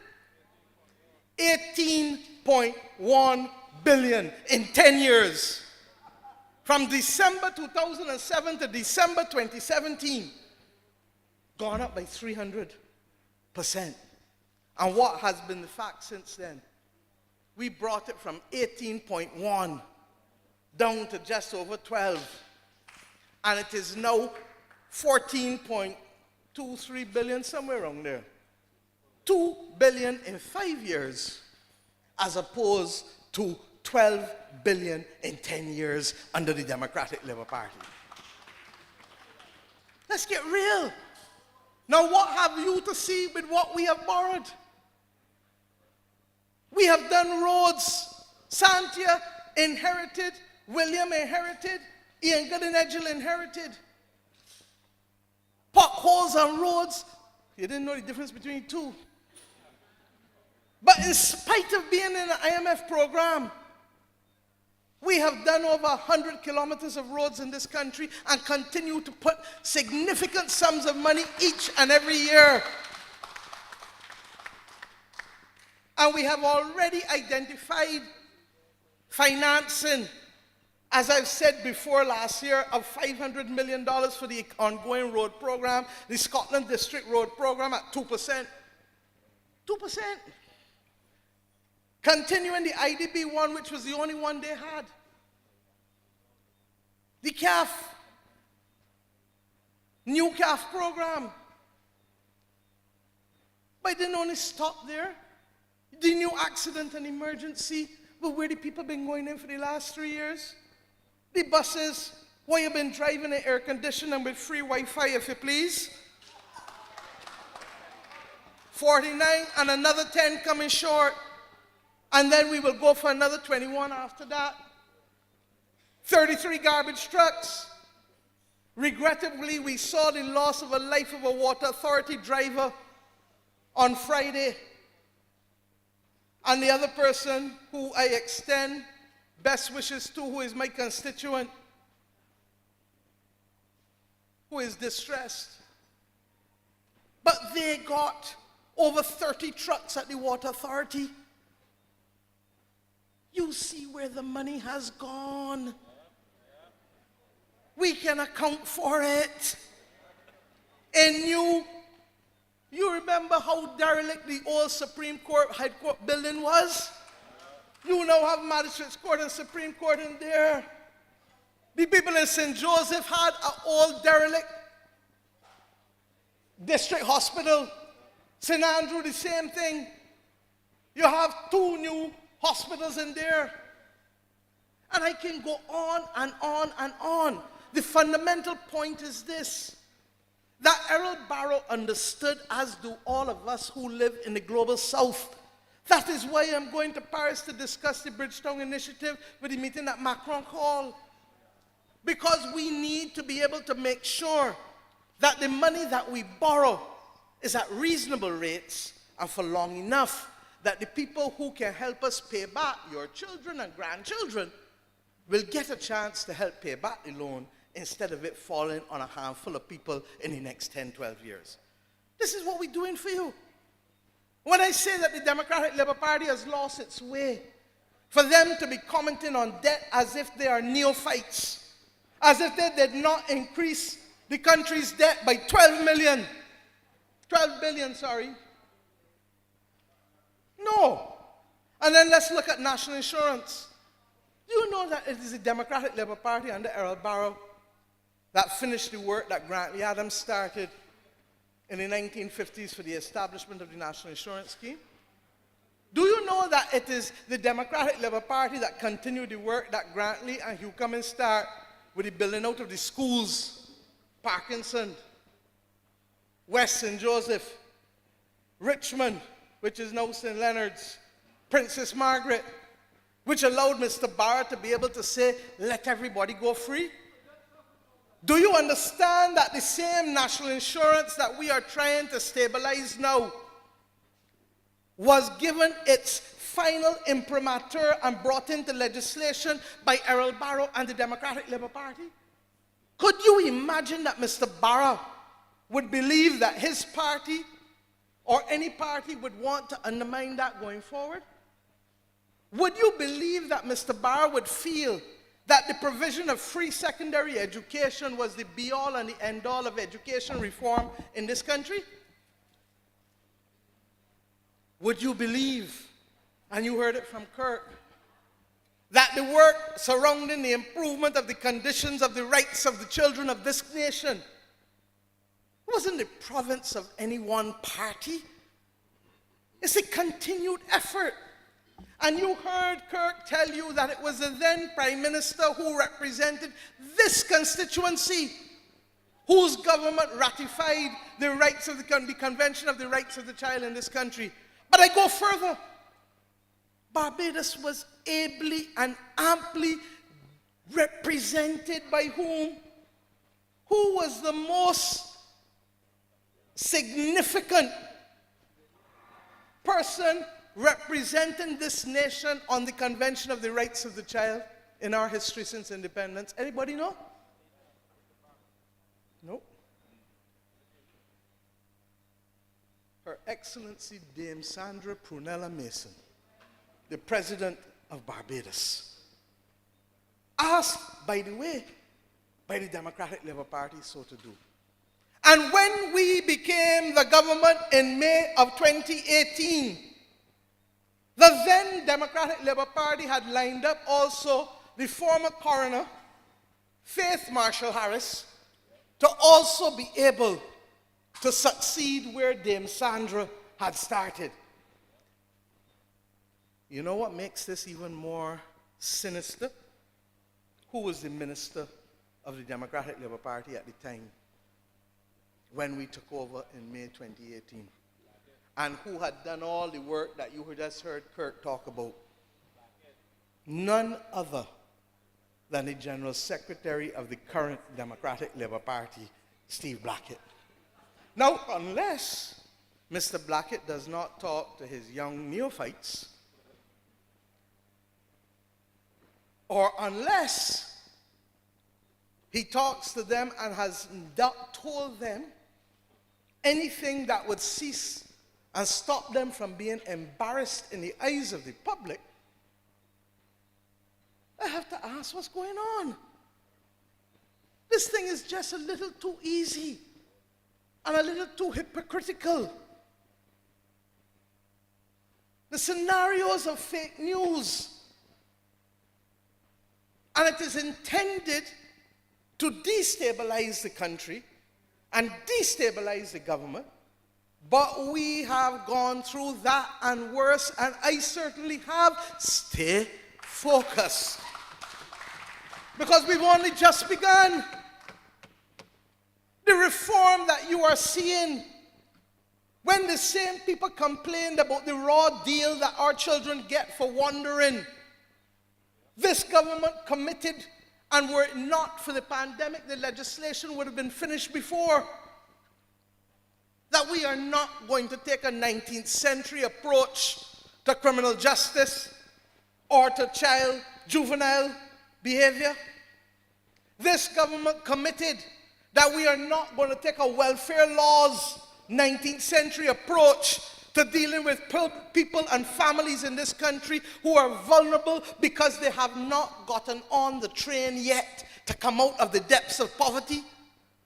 This government committed that the 19th century and the 1940s education reform that parks 60% of our children one side and say, don't worry about you, we just want you to be capable of being herded and gone through the system, because we don't see you, we don't hear you, and we don't feel you, because the 1661 slave code told us that black people were not human and not equivalent and not necessarily were not to get the rights of another human being. Do you understand that the parliament which we belong to was the first parliament to pass that slave code, and it was then taken from here and used in the United States of America on the Eastern Seaboard? In some states, they didn't change a comma and a full stop. And in other states, they used it as the basis.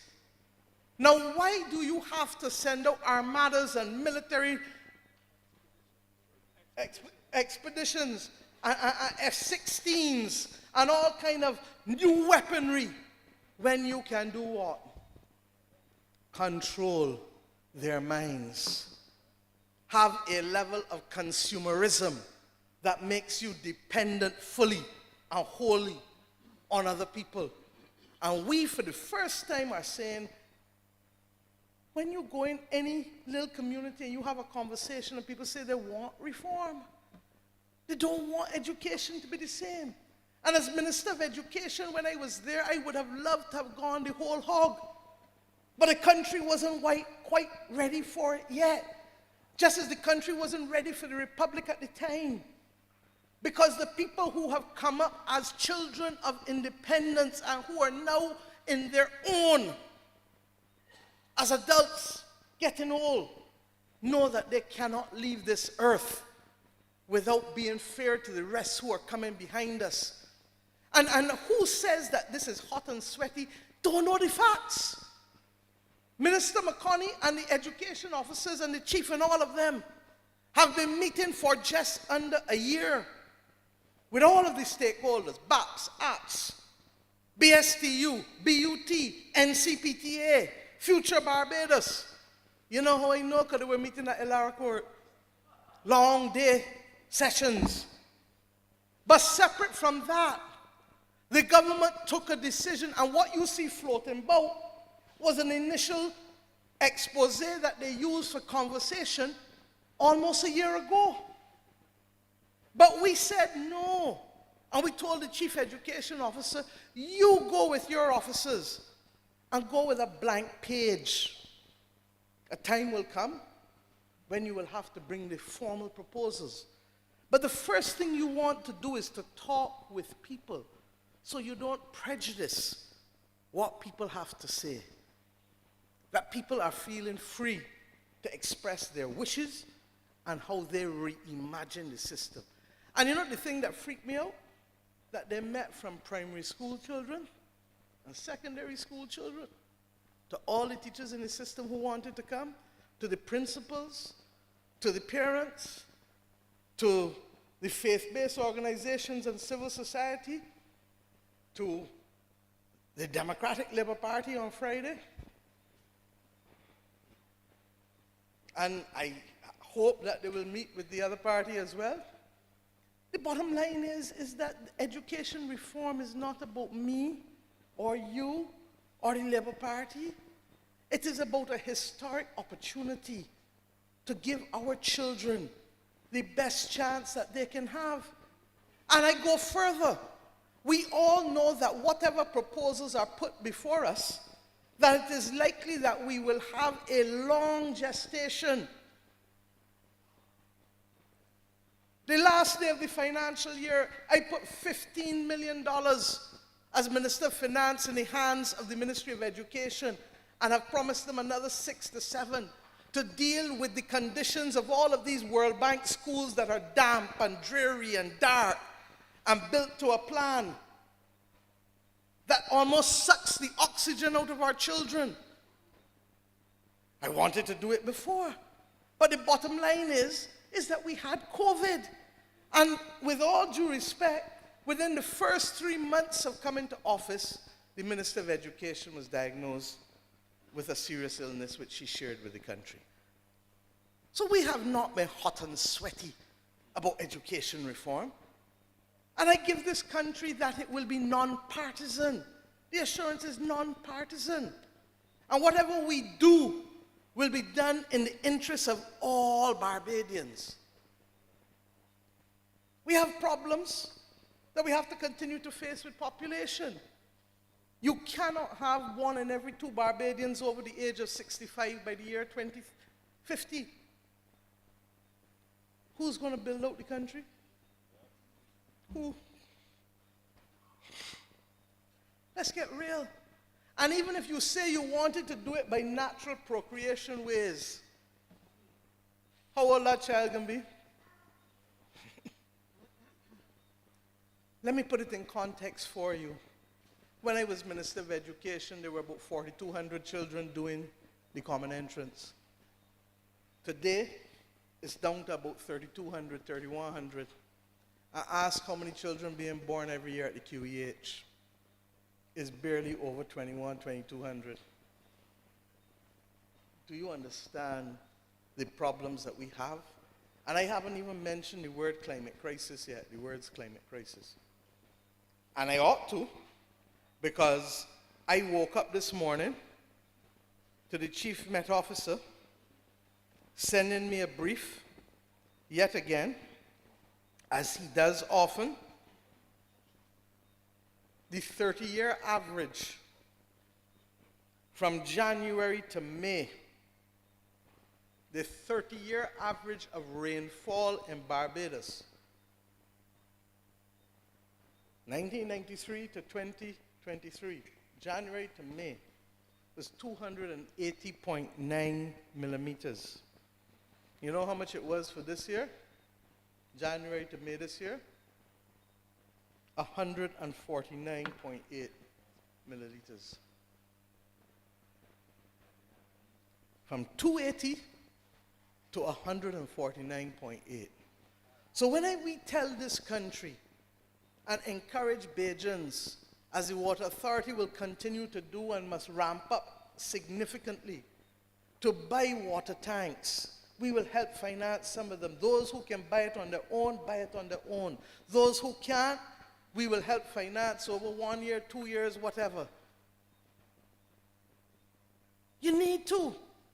Because the other part, and he will probably issue formally to the country this week, but they expect that June will be 16% below the 30-year average. That July will be 92% below the 30-year average. That August will be 17% below the 30-year average, 1-7. That September will be 78% below the 30-year average. And that October will be 39% above the 30-year average. Now, my friends, with these problems facing us as a nation, do we have the time for the distractions or for a leader who is a dishonest solution to the leadership issue of the Democratic Labour Party, and who, quite frankly, not from me, but their own people have said has taken a Hitler-like approach to who can speak and who cannot speak on behalf of the institution. And people in here who know better than me know that what I am saying is true. We have work to do. And we have major, major issues that we are engaged in. I have every confidence that the Construction Gateway program that we started last year to be able to train people to get ready for the increased activity was the right thing to do and in anticipation of what is to come. But I say to you that even with that, what we are likely to face is going to require significantly more. And I ask you to go and talk to your children, your grandchildren, who can go and get a skill. This country does not want to be caught flat-footed. You see the big crane that was down there on Hastings Main Road with the one Indigo. There's another one starting across the road from the Esplanade, offices and mixed accommodation. The Hyatt will start. They're now going through the provisions for the Pier Head. We've seen the hoarding go up around the Treasury building. We met 2 weeks ago with the big one in Kerry's constituency that would provide another 200 and something rooms in whole town. And there are many more, but I'm choosing not to speak to them. And if you'll test me, remember today's date and time, and I will tell you that at 7:49, I chose not to speak because we are in deep discussions with a number of them. But it isn't only in the area of tourism. There's the area of housing and the expansion in housing that we are undertaking. It isn't only in that. We're trying to get into fish processing, and you'll hear more about that from me as we go forward. We're also going in to the pharmaceutical industry. How many people in here know that Barbados has been making pharmaceuticals for over a century? That's what Collins Limited is. So that what we're trying to do is to move from those types of processing to the real McCoy, so that we can in truth and in fact get access to greater pharmaceutical equity in the global south, rather than only having to run to Miami or run to London or run to New York to get what you need. I mentioned at the Grantley Adams lecture that we are in discussions for an expansion of the hospital and Randall Phillips Polyclinic, a new one. My friends, you know what amazes me? That the thought of an election in George Street has people thinking about an election nationally. My. You know when the last election was, anybody? It was 16 months ago. Do you know how much time the laws of Barbados gives us? And if we were to follow Frondel Stewart and do what he did, which is to hold the whole time that the laws of Barbados gave us, do you know how many more months would be left? 47 more months. That's 4 years.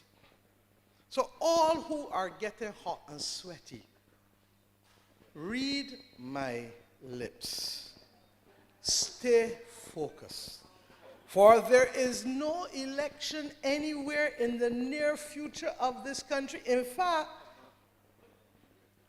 I were you, I would follow the adage that I have always asked myself to follow. That the best recommendation for you for any job is to do the job that you have well, not the job that you want. And not I ain't talking about politicians, no. I'm talking about everybody. The best recommendation for you to move forward is to do the job that you have, not the job that you want. Because you must give people the assurance that when given the opportunity to do that new job, that you have both the skills, the competencies, the commitment, the dedication to apply yourself to the task at hand. And as for me, I have said that while I would like this to be my last term, all things being equal, I don't even have the ability to predict 4 years from now. And why? Who in here would have predicted a pandemic in December 2019 that would have shut down the world for 3 years? Do you all understand? So that we need to apply ourselves. We are living in a world that is imposing all kinds of things on us. You felt the oil prices. Luckily, just as they went up, they have come back down, and we are spending $100 and something million less for the first 4 months of this year than we spent for the first 4 months of last year.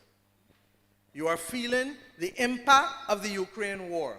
War that got nothing at all to do with us, but send up the price of fertilizer, send up the price of oil, send up the price of gas.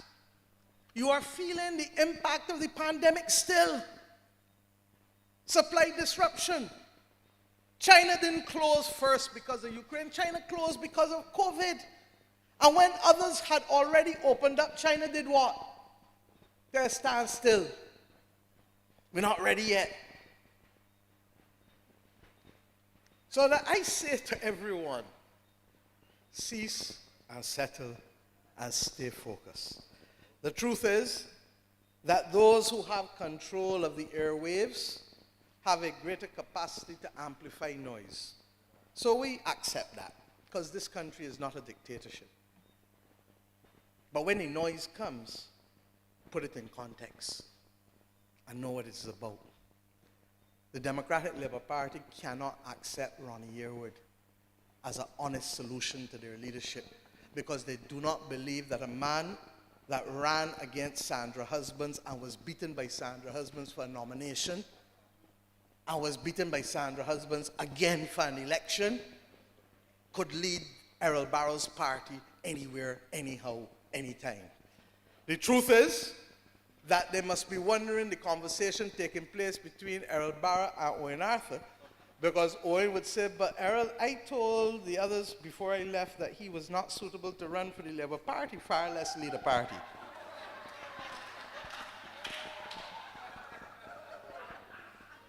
Owen Arthur did not support Ronnie Yearwood in the nomination. He supported Sandra Husbands.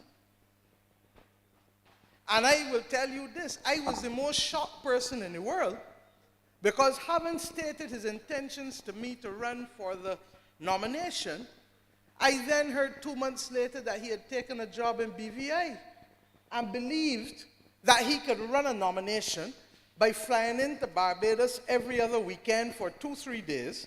And Trev, you and one or two others, poor fella, had a burden to carry, and you couldn't even land it with that because you got to be on the ground. But that is the arrogance of the man. But I say to him, as I will repeat many times, fear not, Ronnie. You have a British accent. You, I believe, may be entitled to British citizenship.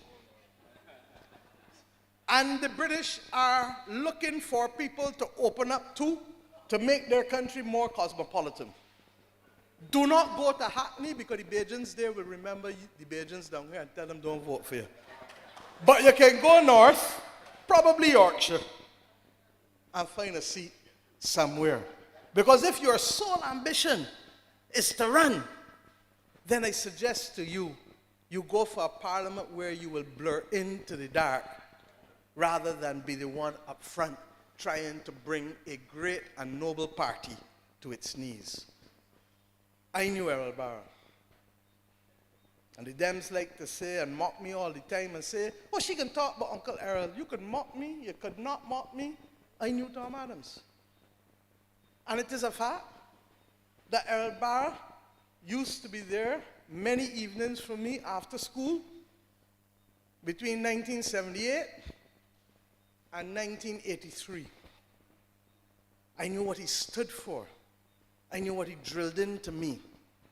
And I know that this belief that you can parade this country's name, talking about debt restructuring, talking about undermining people with all kinds of foolish fake news that can be easily debunked, misplacing Barbadians' understanding of what development is about.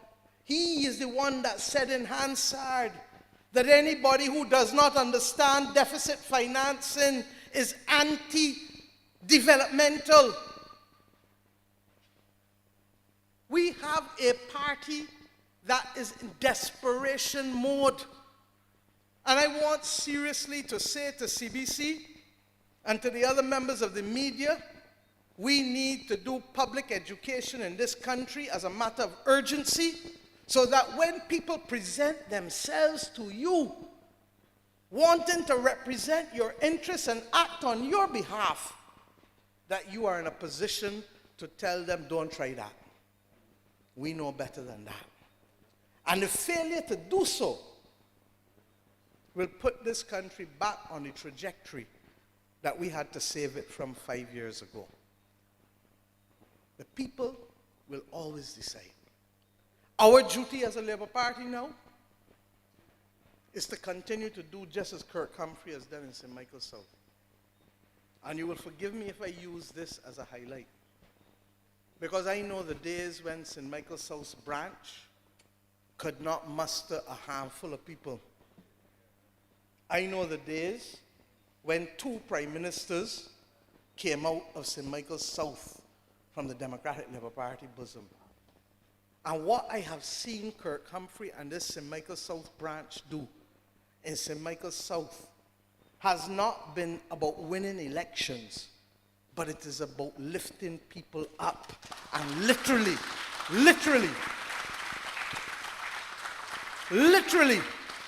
putting people above politics. And I can say so about Adrian Ford, and I can say so about Marshall, and I can say so, Trevor can defend from larboard to starboard. I can say so about this new Labour Party. But I can also say to you that it is not going to continue to happen by accident. And I don't take anything for granted, not a vote in an election, not the organization in the party, not the engagement of the people who we represent. Because if you come to do good for people, and if you come to allow people to sleep easier when the night comes, there is no shortcut to it. And those who are frightened for hard work, and those who are frightened for sharp tongues, and those who are frightened for the difficulties that come with public life, then I suggest that you look for a different role to play, because there is nothing but hard work, but reward. Hard work, but reward. I could easily talk about Rommel, or Chris Gibbs, or Davidson, or Peter Phillips. And you can follow their work even without the branch meetings that could not happen. They represented their constituents on the ground in the most difficult time that was possible in this country. Wilfred does his social media every day, so you don't need to tell me. He does that well. So my friends, stay focused. We've only just begun.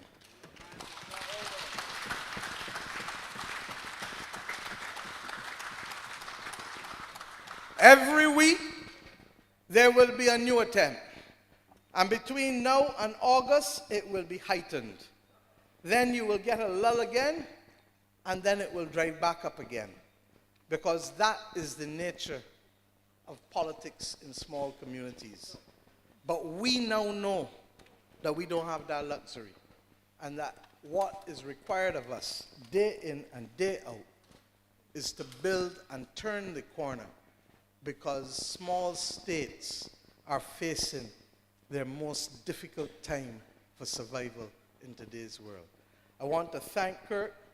I want to say to you that you notice I have not touched the child protection in detail, because I have every confidence that the select committee that is available not only to you to defend and articulate, but to the members of the Democratic Labour Party who are speaking, to the members of the Barbadian society who want to speak. That is why when we won the government, we told you that we are introducing standing select committees so that legislation can, where it is seeking to bring about major change, can be the subject of conversation, just as Kerry Simmons did when we decriminalized vending in this country. Remember when we decriminalized vending? Remember how many months they took evidence from the public, from Barvin, from everybody? The child protection will be no different. The child justice will be no different. And therefore, let us please apply our hearts to wisdom and stop people from deterring and stopping this country from transforming itself to bring ownership and prosperity and protection to every Barbadian. God bless you, and thank you for the 5 years of this wonderful journey.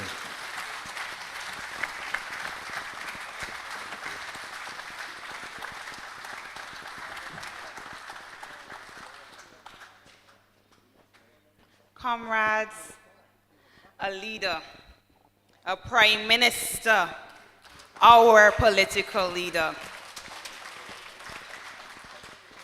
Now, I want to say that the BLP ain't got no tail enders. Not one. And if we're going to close the baton this evening, I want y'all to know we're closing it strong.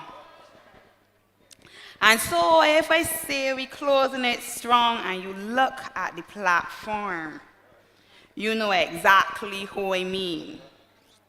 And so it gives me pleasure to invite none other than Comrade Kerry Simmons, the Member of Parliament for St. James Central. Thank you.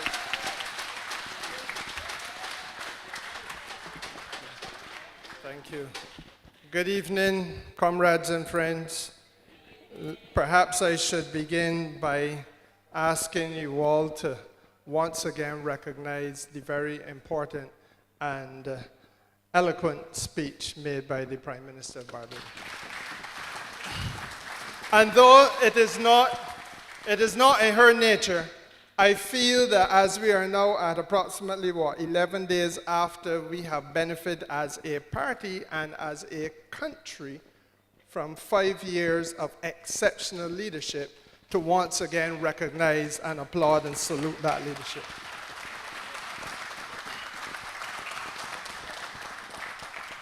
Now, Prime Minister, I listened to you, and as I began to say to you just now, as you took your seat, and as I took the opportunity to say to Kirk and Medic, I have the very unfortunate duty to say to you that as you spoke, the notification came to my phone that OPEC has taken a decision. The Organization of Oil Producing Countries, oil producing and exporting countries, has taken a decision once again to cut oil production across the world, led by Saudi Arabia, who will cut by over 1 million barrels per day. And for those who will not be doing dramatic cuts, the news story indicates that they have committed to perpetuating their cut not only into 2023, but to the end of 2024. So that there was a great significance, comrades and friends, to the speech that was just given by the Prime Minister. Because while she urged that even as we come to a point of 5 years in government, that it is not a time for euphoria and not a time for celebration, because there's a lot of work to do. The fact of the matter is, Prime Minister, it is abundantly clear we are not yet out of the woods, and difficult times are still ahead of us. And friends, this therefore means that, again, as I listen to the PM, I had one speech in mind, but I will give you a slightly different one now. Because it means that there is an exceptional degree of importance for this party, not just to stay focused, but for this party now to awaken from its self-induced and self-imposed slumber. That our voices need to be out there so that we do two things. One, all of us who serve, the 30 of us who serve in the Parliament of Barbados must be heard. And I want to say, Prime Minister, I may be guilty as charged too, more frequently. But equally, it can't only be Mayor Motley's voice. It has to be the collective voice of this party. So that the instruments of misrepresentation of truth, those people who will create an alternative reality for Barbados, do not hold sway. Because what has been said tonight should tell you, if you're reflecting on it, that there are a set of people in George Street who, quite frankly, man, are prepared to fling anything at the wall. Any form of excrement at the wall in the hope that something will stick. And that cannot be what government is about. It cannot be, as Owen Arthur would have said, that we take a low road in order to attain high office. Now, perhaps as part of the pushback, we got to start by reminding people about what this party stands for and how we have cut a complete distinction between the Democratic Labour Party that we replaced and where we are today. Because I think that sometimes we forget too easily that which prevailed and that which Ronnie Yearwood left us to go to embrace and to promote and to support. Let us not forget.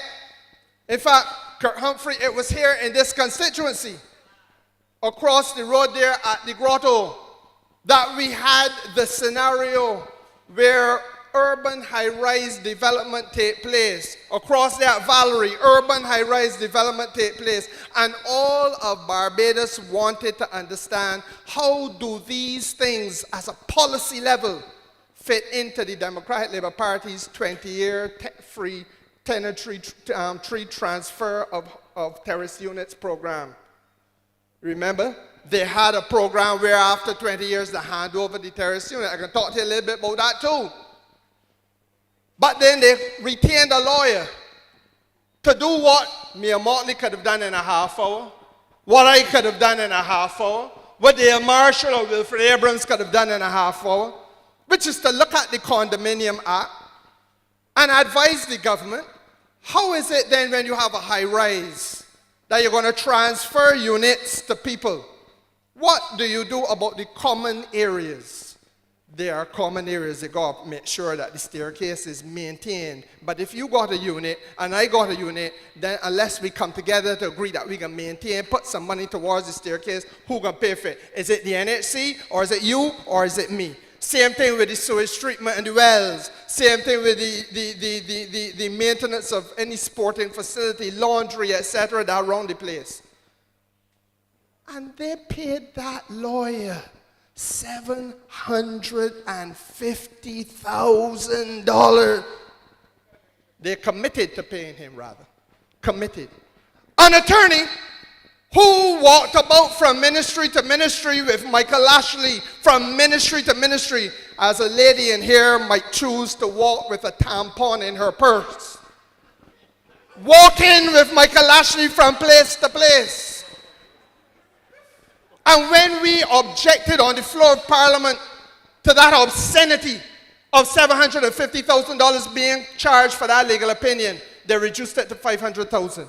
And again, this Labour Party, standing in the breach as we always do for the people of this country. Here in this constituency, Kirk, because the grotto was the area in question, they reduced it then from $500,000 to $50,000, at which point the attorney accepted the fee. Now you test the validity of that.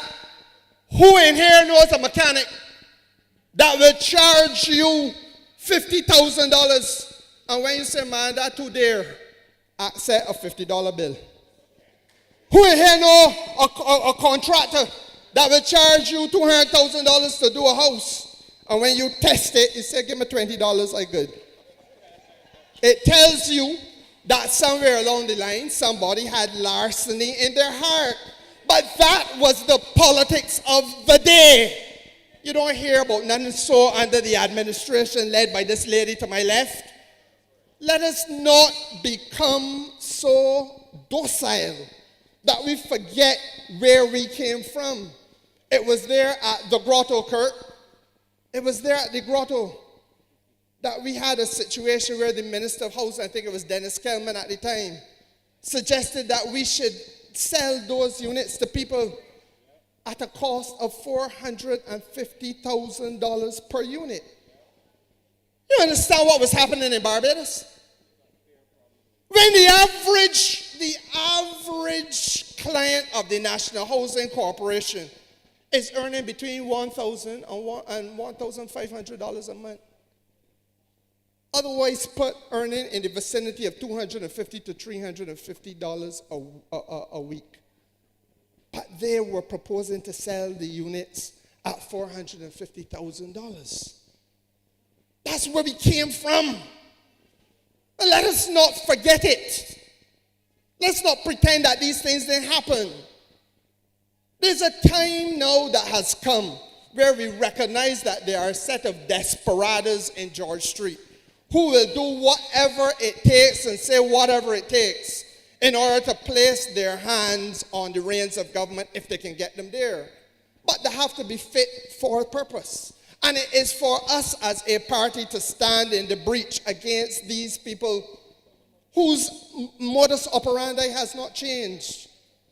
And I start on this note because it is abundantly clear to me that even as we face more difficult times ahead, that we be mindful of the struggle that this government has made. Look, this government outstanding for two reasons. Two. One, for 5 years we've been in government, but effectively we have only had 3 years to call our own. The Prime Minister of Barbados has only effectively had 3 years to lead this country as she would like, because we spent at least two fighting the world's, in the last 100 years, the world's most fundamental public health problem. And she's right. In the first 19 months was fighting debt, so it's even less than 3 years. But we signed on for the fight of the debt. We didn't sign on for the pandemic. But we wrestled the pandemic to the ground in this country. And in the 3 years that we have had or less, there's no doubt about where we went. The other fundamental thing that we did was to save people in this country from the scourge of hunger and the scourge of unemployment as a result of that pandemic. And let us again remember, I think the PM mentioned it when she spoke, because as I sat here and I read that news flash across my phone, and I said to myself, here we go again. You understand it? The prices of oil in this country on average, $350 million the Prime Minister got to look for importation, fossil fuel into Barbados. No, I'm talking about on average and a good year outside of this thing. And then when it gets bad, maybe 450 million. Last year, since that war, we end up spending 1.2 billion United States dollars in order to provide the fossil fuel for this country. You all understand that you felt the pinch of the shoe on your foot when you went to the gas pump and you complained about the cost of gas. But you don't understand that you were saved from an amputation of the leg. Because that $1.2 billion was shielded from the people of this country by this prime minister, by this government, by this party. And let us understand it then and there. Then we went into your homes and made sure that the cost of electricity for your houses was capped. Not true? Shielded again from the throughput. It didn't stop there. We then had not one, but two compacts. Unprecedented in Barbados. Two compacts with the private sector of this country. Where a whole prime minister and her minister of commerce at the time sit down with the private sector and negotiate with those people.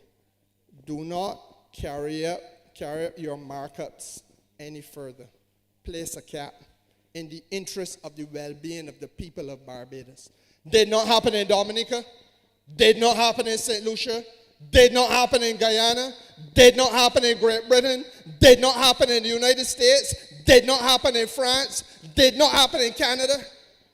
But this Barbados was able to shield our people, not once, but twice by way of a compact to control the markups so as to make life easier for you in the supermarkets. In 3 years, this government came to a point where we said, well, look, the Dems had not given anybody a salary increase in Barbados for over 10 years. You know that in 3 years in 5 years, we've had 3 salary increases in Barbados, 2 salary increases in Barbados. In 5 years, we have had 2 salary increases in Barbados, despite COVID. And yet you will hear from Walter Maloney long lectures about our role in industrial relations and what we should do and what we could do. Where were you, Walter Maloney, for the 10 years before this government came into office? So that the minimum wage that was introduced in Barbados on the 1st of April 2020, where it was 21? In the middle of a pandemic. A brand new minimum wage moving from $6.25 per hour up to $8.50, above and beyond the manifesto commitment of $8 per hour. We did that. I am not prepared to take pupillage from Walter Maloney or the Walter Maloneys of this world. And Labour Party, neither should you. This is why I say to you that we have. Yeah, well, that's true. He was a very misguided aspiration. He sought to hang his hat on a rung that is way beyond his reach. He wanted to lead the Democratic Labour Party, but that's neither here nor there. The point is, we cannot take direction from these people, not when our story is so ripe, not when our successes in service of this country have been so great. It ain't only what we did with the minimum wage. It ain't only that. We intervened yet again. And you know, it is sometimes easy for people to forget on this minimum wage question the philosophy behind it. Because this government sat down when we were in opposition. We didn't just waste time like how Ronnie Yerod and them did. We used to hold the meetings, Paris. We used to talk. We used to plan. We used to strategize. We used to research. And we came to an easy understanding that, you know, when you look at Barbados' economic profile, you know that every successive government and the Democratic Labour Party carried it to the worst level ever with sandals. Concessions granted to the private enterprise to invest in Barbados, concession on top of concession, sometimes even loans granted to facilitate them. But who was looking after the vulnerable? Who was looking after the most vulnerable in our society? And we said, that got to stop. And bless her heart, this Prime Minister introduced a set of circumstances wherein we had the opportunity to address the issue of the minimum wage and were told by the Dems and by people in the private sector, April is too soon. You remember that? Don't do it in April. Wait till later in the year, like December. Give us a chance. A chance to do what? To give people $10 more when the day come? To give people $12 more when the day come? Do you understand that a 4 for 10, 4 deputies is the $10? Is that what the working class of Barbados was worth? And Walter Maloney's voice was not to be heard. He didn't stand up and say that he associated himself with the progressive policies of the Barbados Labour Party. I am not taking pupillage from the likes of them. And neither should you. And now precisely because we are at the cusp of even more hardship again, when the sheiks in Saudi Arabia say to you that they're cutting production, the knock-on effect for all of us who have to import their petroleum product is more hardship, more dislocation, more pain, and a greater responsibility for there to be a government that stands in the breach and can competently and capably strategize to make sure that we again can shield people and offer Barbados safe navigational passage through these turbulent waters. That's what it is about. Not just conceiving of every lie that you can tell. Not conceiving of every mischief that you can attribute. Nor is it about a civil war in George Street. And what we do, quite frankly, I don't want to overstate. Yeah, I call it a civil war. I don't want to overstate the situation, but it's in keeping with the best precepts, not just philosophical politics now, but the best precepts of Christianity. That we as a society now got to left out this foolishness and stand by each other. I believe it is the book of Matthew that tells you that our Lord and Savior would have said that when I was hungry, you fed me. And when I was thirsty, you gave me drink. And when I was naked, you clothed me. And when I was a stranger, you took me in. And the people say, Lord, when knew we ye to be hungry and thirsty and a stranger and naked?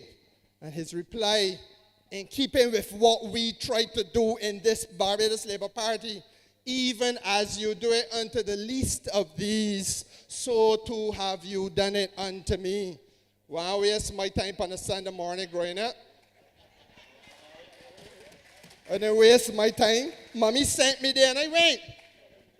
And I'm saying to you, that is in keeping with those best precepts that this party has sought to operate and not to break faith with you.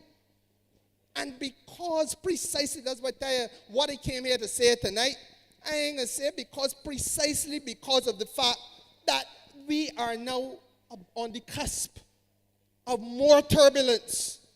When the Prime Minister gave her budget in March, she could not have anticipated that by the 4th day of June, back where it come from again, with oil prices that will now surge again.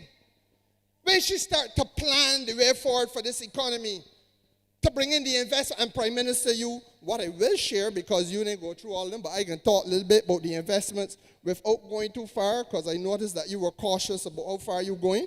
But I think it is important for people to understand that this country under this leadership has been able to once again attract the confidence of the world. Let's not bamboozle ourselves with this. This is not a time, Labour Party, for you to be hiding your light under a bushel. This is not a time for you to be hiding your light under a bushel. In my constituency, in Lime Grove, they got a hotel investment planned and permission has been granted for 189 rooms. More people to work in construction, more people to work in the major artery of our economy. In Prime Minister talked about the crane there in Hastings. She is talking about a hotel called Indigo. That hotel is going to be 171 rooms. The crane in there swinging about because of a high wind. The crane is there swinging about because, as you see from the hoarding, the construction has started at Indigo. Another hotel, more people to work in construction, more people to work in hotel rooms. Again in Whole Town, Discovery Bay, 253 rooms, if you please.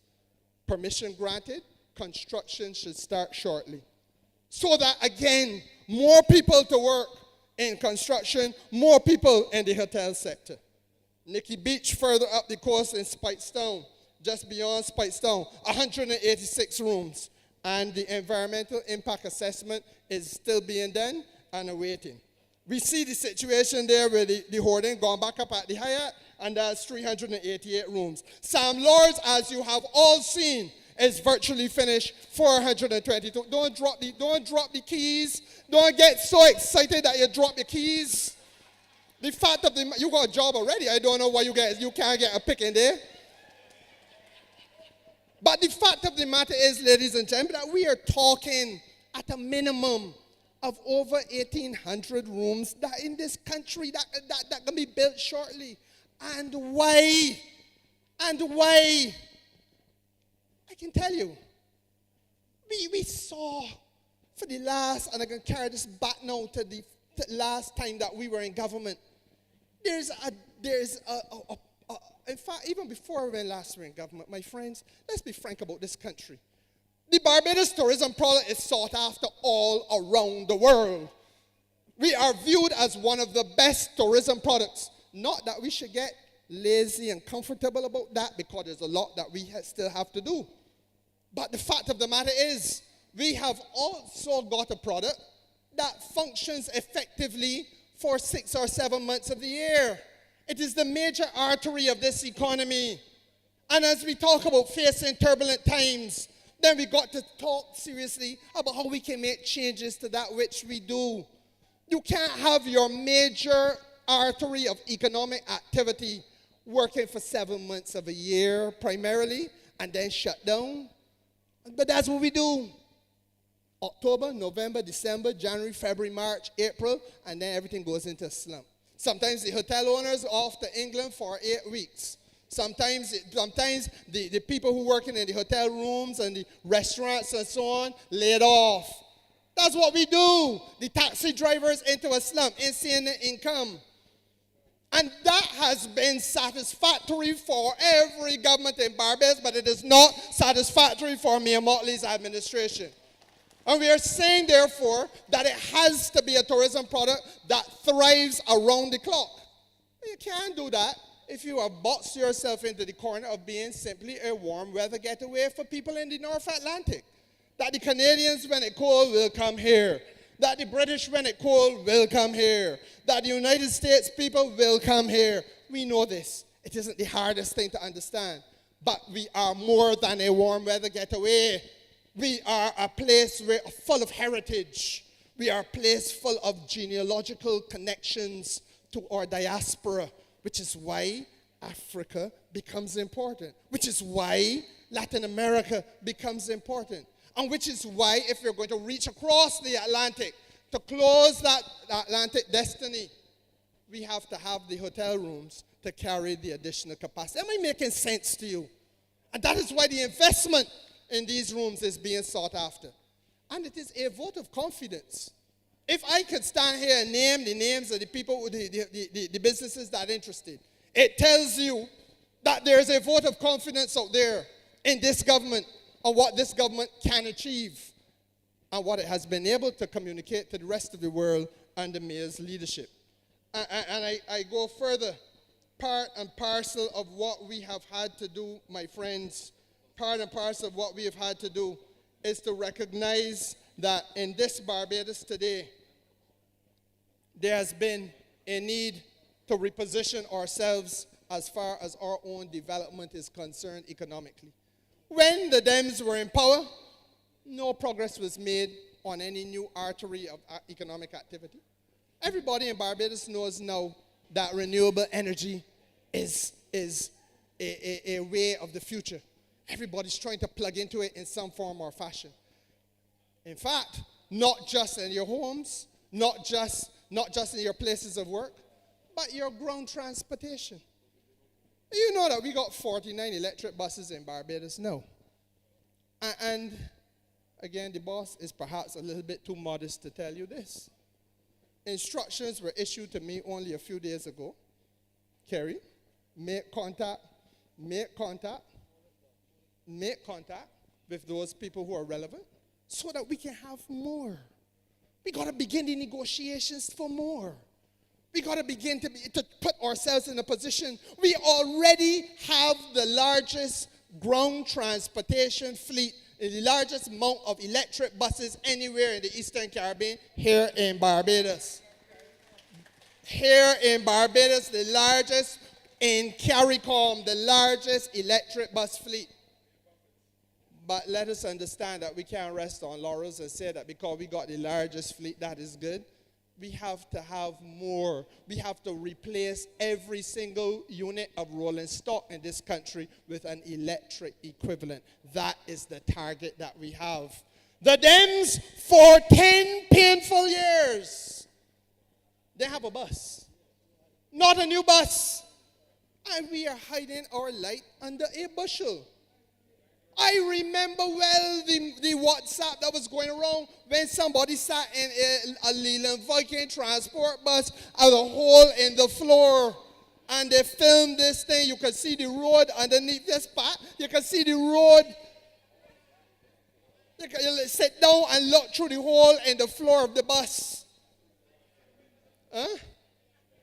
And one that was leaking, the body had an umbrella. An umbrella inside the bus. That was what Barbados had been reduced to. Under the astute leadership of a man called Michael Ashley. Who tell you, by the way, that he will come back again? Is there no end to the degree of pain that will be inflicted on this country by these people? And I say to you, this is a time now where if nothing stirred you before, I beg you, let us now become stirred to understand that if what is coming our way has been signaled by the Organization of Oil Producing and Exporting Countries today, that as difficult as it was in the past, it can get a little bit harder now. Then we got to start now to prepare ourselves to have the conversations about what we can do. Not just the government, but we as a party and we as a country. And once again from this place, I say to you that which for me is common sense. Now, I was cursed past my burial ground for saying what I have seen with my own two eyes in North America, in Canada, in England, which is to say that there are people who leave a district where they live every morning and drive to the place where they work. And in that district, 4, 5, 6 of them are going relatively close to each other and dropping their children, in some cases, off at the same school. But they have learned that you can economize by pooling your resources. That instead of 4, 5, or 6 cars driving from Christchurch to St. Michael, if 4 or 5 were to pool their resources together, that gives you and change the day in which I use mine today, Davidson uses his tomorrow, Chris Gibbs uses the next day. I save a little gas though. But that somehow must not work in Barbados because we are a chosen people and we are forever going to be immune. Foolishness and the cushion of comfort that has been provided by a government acting in accordance, as I just tell you, with the best of Christian principles and the best of political philosophy will always be tested to its outermost limit. We will always be tested because of the fact that we are in a position in this energy sector for the time being of constantly having to continue to import people's fuel and import the inflation, import the increasing cost. the conversation, my friends, has to happen in Barbados as to how each of us can play a role in minimizing the impact. Now, it is minutes to 9, and I don't think any of you who got here at 4:30 expected that you were going to be here in Greater Sealy School at 9 o'clock. For my part, I told the Prime Minister, as I always tell her, she is a hard act to follow, but she's the sweetest of acts, and I enjoyed her presentation. I want to say to you, Kurt Humphrey, that I am grateful for the invitation. I want to commend you for the sterling effort you have been making, not only here this evening, but the sterling effort you have been making as an invaluable asset to the cabinet and to the party.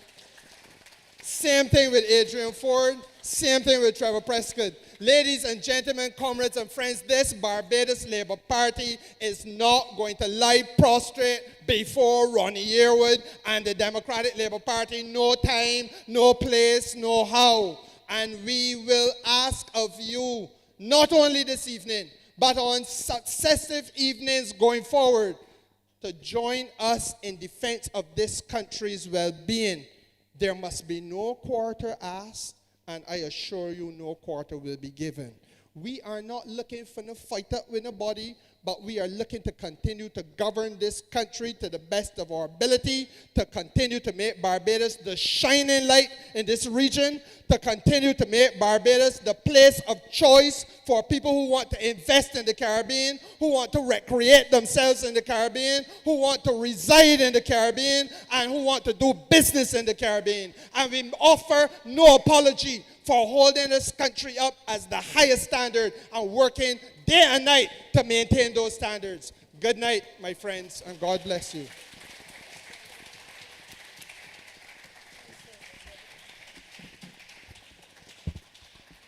Comrades, we have heard a lot this afternoon, but no time, no place, no how. And so as we wrap up this meeting, I want to say that this afternoon has demonstrated what leadership and governance is. It has demonstrated that we know the policies that we have implemented. We know the path that is ahead. We know what we want, and therefore all that is required is for us to stay focused. And so it is time for us to get up. It is time for us to act as if we are members of the greatest political party. It is time for us to activate. It is time for us to defend what we know to be right and what we know to be true. It is time for us to show up. It is time for us to stop allowing the Dems to run free with gossip, slander, and any other alternative fact that they can find. As you leave St. Michael's South tonight, as you leave, let this be a rallying call. Let this say that at 85, the BLP is as strong as ever. Let it be that after 30 love twice, that you know that the BLP is here. We have a plan. We have a vision. Comrades, I say to you, rise. I say to you that when you leave here, let us not let the words fall on deaf ears. Let us carry the message far and wide. Comrades, the time has come for us to show up and to show out. It has come for us to defend. Comrades, this is 85. We are not dead. We are here. Let us do what we have to do. The best for Barbados, the best for the people at 85. Thank you. God bless. Good night. Please get home safely.